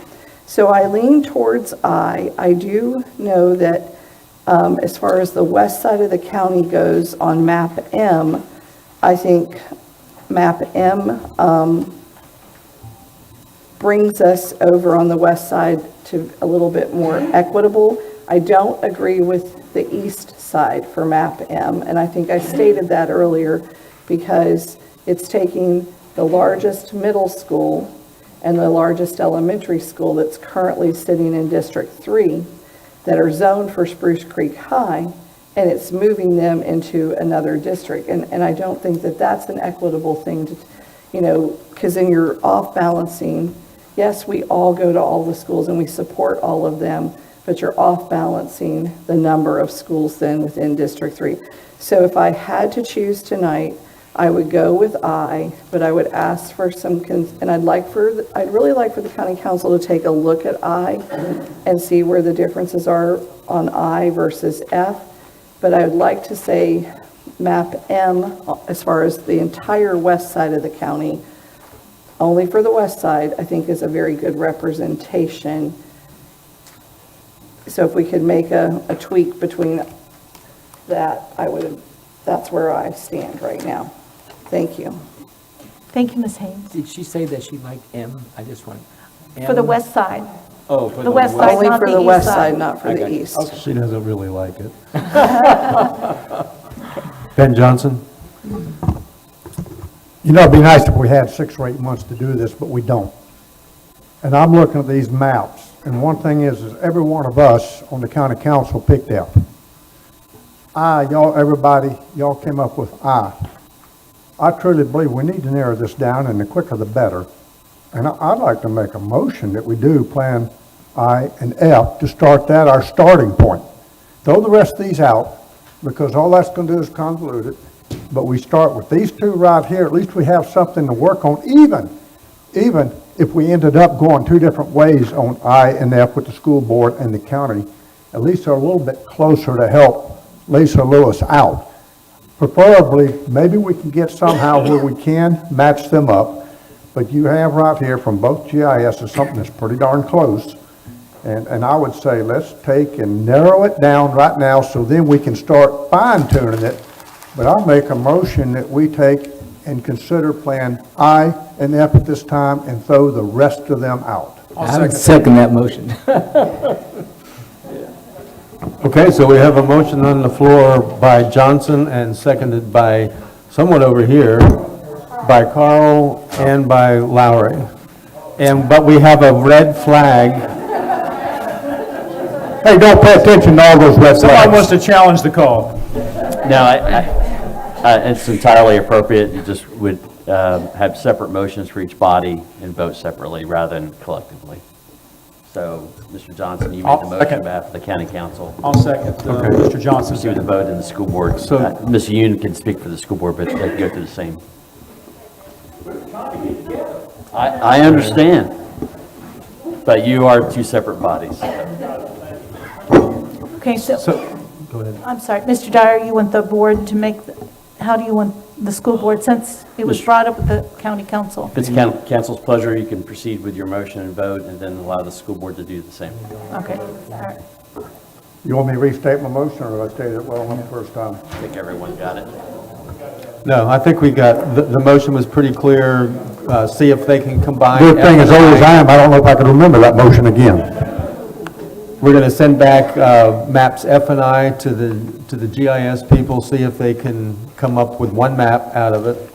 And that puts us with one more meeting. I really want us to have a goal of agreeing with each other. But that's the motion on the table, seconded by Lowry. On the county council board, all in favor say aye. Aye. Any opposed? So that motion carries. Let's see what your side does. All right. Is there a motion to combine F and I? Yes, Madam And Chair, throw I the would rest down? like to make that motion that we send it to, when we say GIS staff, is it going to be the same, both combined staffs again? I mean, it Yes, would sir. be helpful if, we don't want our plan to come up and then you have another plan. Let's get it all together. Okay, yeah, so F and I, to send that back and see if they can merge that and come back with one plan. Okay, the motion has been made by Carl Persis. Is there a second? Second. It's been seconded by Mr. Cologne. Is there any further discussion? Okay, I have a comment. If M is good for the west side, and you like the west side M, is there a way we could manipulate the east side? Well, that's up to the GIS staff, I guess, to see if that's any kind of possibility. Okay, Okay. so you've made a motion only for I and F. I and F, and I think the initial statement was from Mr. Johnson that they would look at everything, too, but as a basis, starting with F and I. Okay, so those two. Can we go back and maybe add a third or a fourth? Just in number it, 1, 2, 3? If we keep adding them, we're never going to get this done. I mean, we put our two staffs together and let them work this out and let them come back to us with something. And then if we can't agree, we can't agree. But right now, if you keep adding back in again, we're going to have 3 or 4 meetings just to start narrowing them down. These two continuously kept coming up through all of our staff. Somewhere along the line, we have to start thinking about getting this done and making, we can't all have everything we want. I understand that other, but in the fine tuning, they can come up with something here, hopefully, to make it where it's. Yeah, because those legal descriptions are a nightmare. Okay, just making sure. Ms. Slack? If we narrow it down to F and I, and then if you want to give us direction, what we do is our GIS staff has the more sophisticated software, so we bring in your team, and then we work through our software program to create the newer maps. What we will do is we will probably go with the same, like F-1, F-2, I-1 or 2 is if that's the plan base. But if you want to give us specific nuanced direction, we can also, that would be assistant to us, because then we can bring you back a variation that you might find palatable. Okay, my concern, I'm sorry, Ms. Lewis. Thank you, Ms. Cuthbert. I was just going to state that looking at I and M, and to Ms. Haynes' point about the west side, they are basically the same on the west side, I and M. Oh, okay. My only concern with F is that Ms. Haynes was talking about DeBerry being split east-west and not north-south. That was my concern. My F? Oh, okay. Okay. All right, any further discussion? Ms. Burnett, anything? Mr. Cologne? Okay. All right, call for the vote. All those in favor for I and F, please say aye. Aye. All those opposed, please say no. Motion is carried.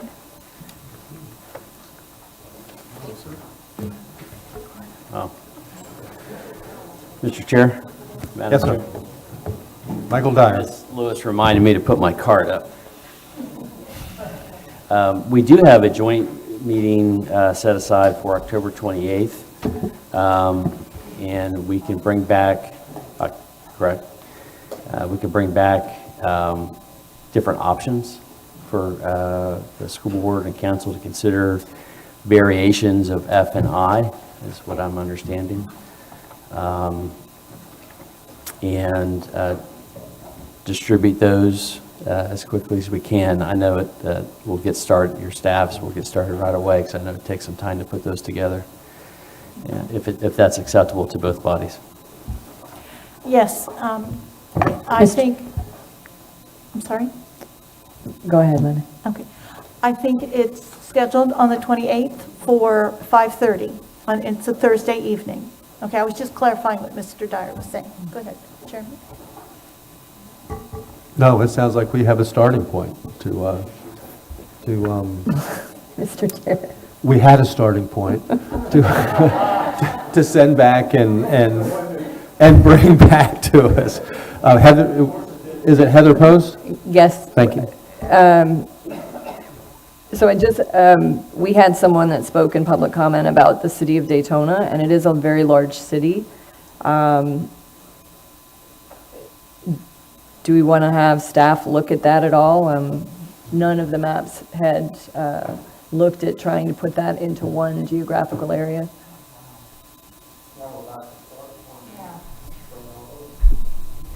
It's direction for staff.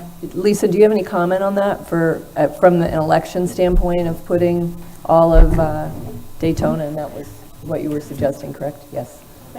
It would be nice to keep every city intact. I mean, because then you have the municipal boundaries within the districts of whichever they fall into. However, there is no way, and I can tell you, there's no way you can keep every city intact, because the districts have to be contiguous. And if you were to keep Daytona all together, you don't have enough in District 4. Let's say if you have Ormond. Well, you can't, I live in Daytona, by the way, so. Well, I mean, can't if you take me out kept of all of Daytona Yeah. looking at their boundaries in one, that's too many people either in 4, too many people in 2. And Right. you start adjusting all the way around, and somebody's going to be split. And I think in the school board and on the county council lines, if I'm not mistaken, Port Orange and Daytona have been split the last 10 years. And the only difference in the city that hasn't been is DeBerry, where the county split it, but the school board did not. So they have been, I mean, in an ideal world, I would love for them to be together, but when you get to the smaller cities and you start splitting them, it seems that they split more because it's easy to just kind of start dividing there. Okay. And when you have that concentrated area, and the east side has, of the population, it's harder to keep them all intact and make it equal in population throughout all the districts. Okay. So not to prolong the discussion, but I just wanted to make sure that we were at least discussing as a whole what someone had brought up in public comment. So I didn't want it to end without that happening. Thank you. I understand, and I think Attorney Slack has something to say, but I know that part of the criteria that we kept in mind was to try and keep minority communities together as much as possible. Sabrina?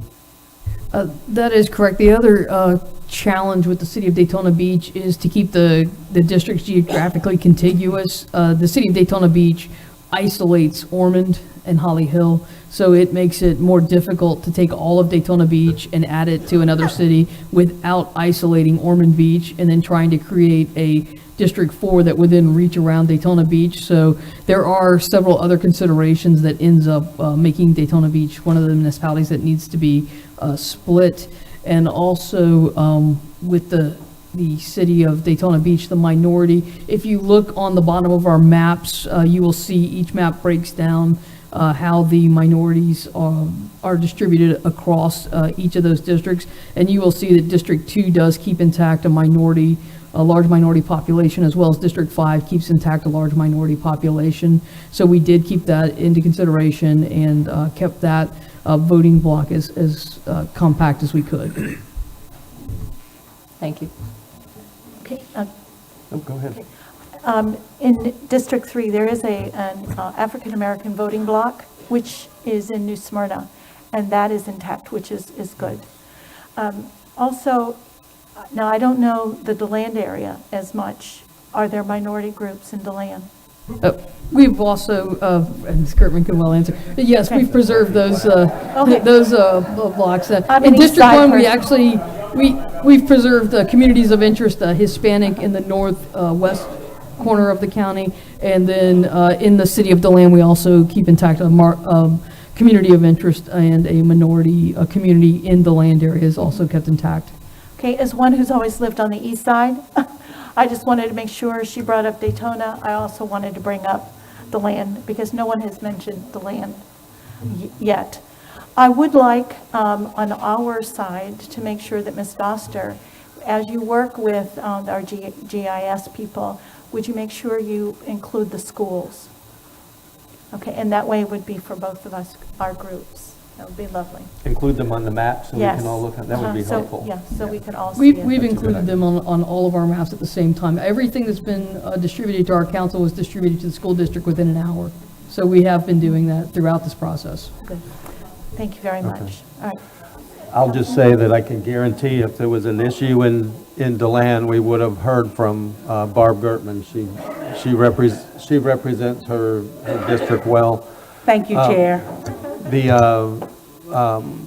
It sounds like we're at a good point to stop and break and send it back to all the GIS people who have really worked hard, and then we can stay on our schedule and come back on the, is it 28th? And I think we're going to have success. So, would you like to call in Carl? Mr. Persis. Thank you, Madam Chair. Thank you, Mr. Chair. Sorry. Thank you, everyone. I just was hoping, as far as the process goes, from right now, between now and the 28th, would it be possible for council members, school board members, maybe to get with our individual GIS folk, for instance, from the school board side, and say, what is it about map F that that you don't like, or what is it about map L that maybe you would like to see tweaked to make it F? I mean excuse me, so that we can get as much of this done ahead of time. That's what I'm trying to do. Yes. So no. No, she doesn't want us to do No. any of that. Ms. Lewis. I truly believe that the elected officials need to stay out. Let the GIS people take these two maps that you both have voted on, that these are the ones you like, put them together and let them come. Bring forth to you some more so that you don't have the county did this, the school board did this, the county did this. This needs to be a collaborative effort on the two GIS. This is my personal opinion, which I think is the way it's going to work as a team, is to let them present you with the new maps and maybe different variations of even the lines together, not necessarily having to be apart, but different variations that may satisfy both bodies. Okay. And I don't want to do anything to delay the process at all. I just thought that whatever they come up with, and it sounds like that's a great idea, rather than just come up with one, that there's a way to combine F and I to, there's maybe A, B, and C of F and I, right? And then one of those may be the one that is the most appealing to all 10 of us, or 12 of us, as it may be. Yes? Ben Johnson. The best way for us to get this done is for us to stay the hell out of their way and let them do their job. In a nutshell, I mean, we've come down to 2 maps, let them kind of come to it. If we start getting into it, there's going to be 8 of us, 10 of us, and they're trying to tell them to change the lines, and we will never get this done on time, and we'll never come to a conclusion. We're best off, we've got 2 maps that pretty well match each other. Go from there. Nobody, it was said early on, nobody's going to get everything they want. And if we keep on, nobody's going to get what they want. So the best bet is leave them alone and let them do their jobs and be done with it. And then we come back, and if we like it, we like it. If we don't, we change it, or we go our separate ways. I'm trying to make the next meeting a very short one, that's all. A very short one. And the more we can get it done, the more options, the quicker it'll be. And we'll come back with as many maps if we're not. No, we'll get it done. I do believe we will. I'm optimistic. Mr. Dyer, were you saying something? Did you want to make a comment? I did want to make a special request for School A Cafe cookies. I'll see what we can do. I do forget those. Dr. Fritz? I mean, I miss those, Attorney Slack. I just wanted to clarify the process. And the process that we've been following is the GIS will create the maps. Once the maps are created, we release those with our agenda or agenda update. Since we're going to be back in little over a week, our current timeline for the agenda and the agenda update, we were going to do the agenda. She tried to give me the calendar. The agenda was going to be distributed on October 20th, and the agenda update could potentially be distributed on October 26th. Now, that's the Tuesday right before the meeting, and the maps wouldn't hit the agenda until the agenda update by the 26th. If that's not acceptable amount of time for everyone to review the map, you need to let us know, because the initial agenda is typically just the agenda, just without the maps. That would give us about a week to collaborate to create the new F&I maps, and it would be released on the agenda update on the 26th to everyone at the same time. So no one would see the maps except for the GIS teams until the 26th. If that's acceptable, that's the same timeline we'll keep. That's acceptable to me. Is it acceptable to the school board? Yes, ma'am, it's acceptable to our side. Does that give GIS enough time? That's all the time we have. We don't really have much other choice. Are they going to come back with new F&I or come back with L?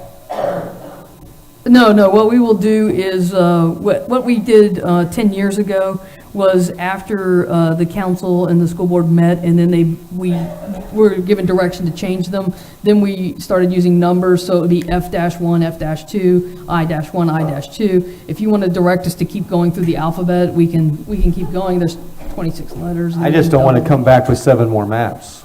No, I think there's some key differences between F and I that we need to highlight and present some options for you to see how they look. Yeah. But I actually, building on Ms. Lewis's comment, I think what we'll do instead of F-1 and F-2 is we'll just keep going with the alphabet, and we'll remove any, it'll just say plan whatever, and then we'll move forward with the alphabet. We'll work it out. Start with X, Yes. so it's just X, Y, Z.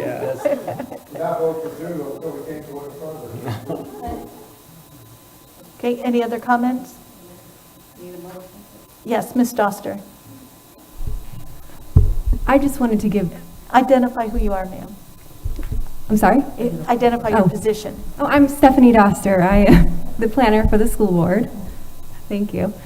I wanted to give an option if there are specific key things that anyone wants to bring forward right now, not to drag this on, but there were obviously some key concerns that anyone would like to express between F or I or M for staff to take into consideration moving forward. That would make it F and I.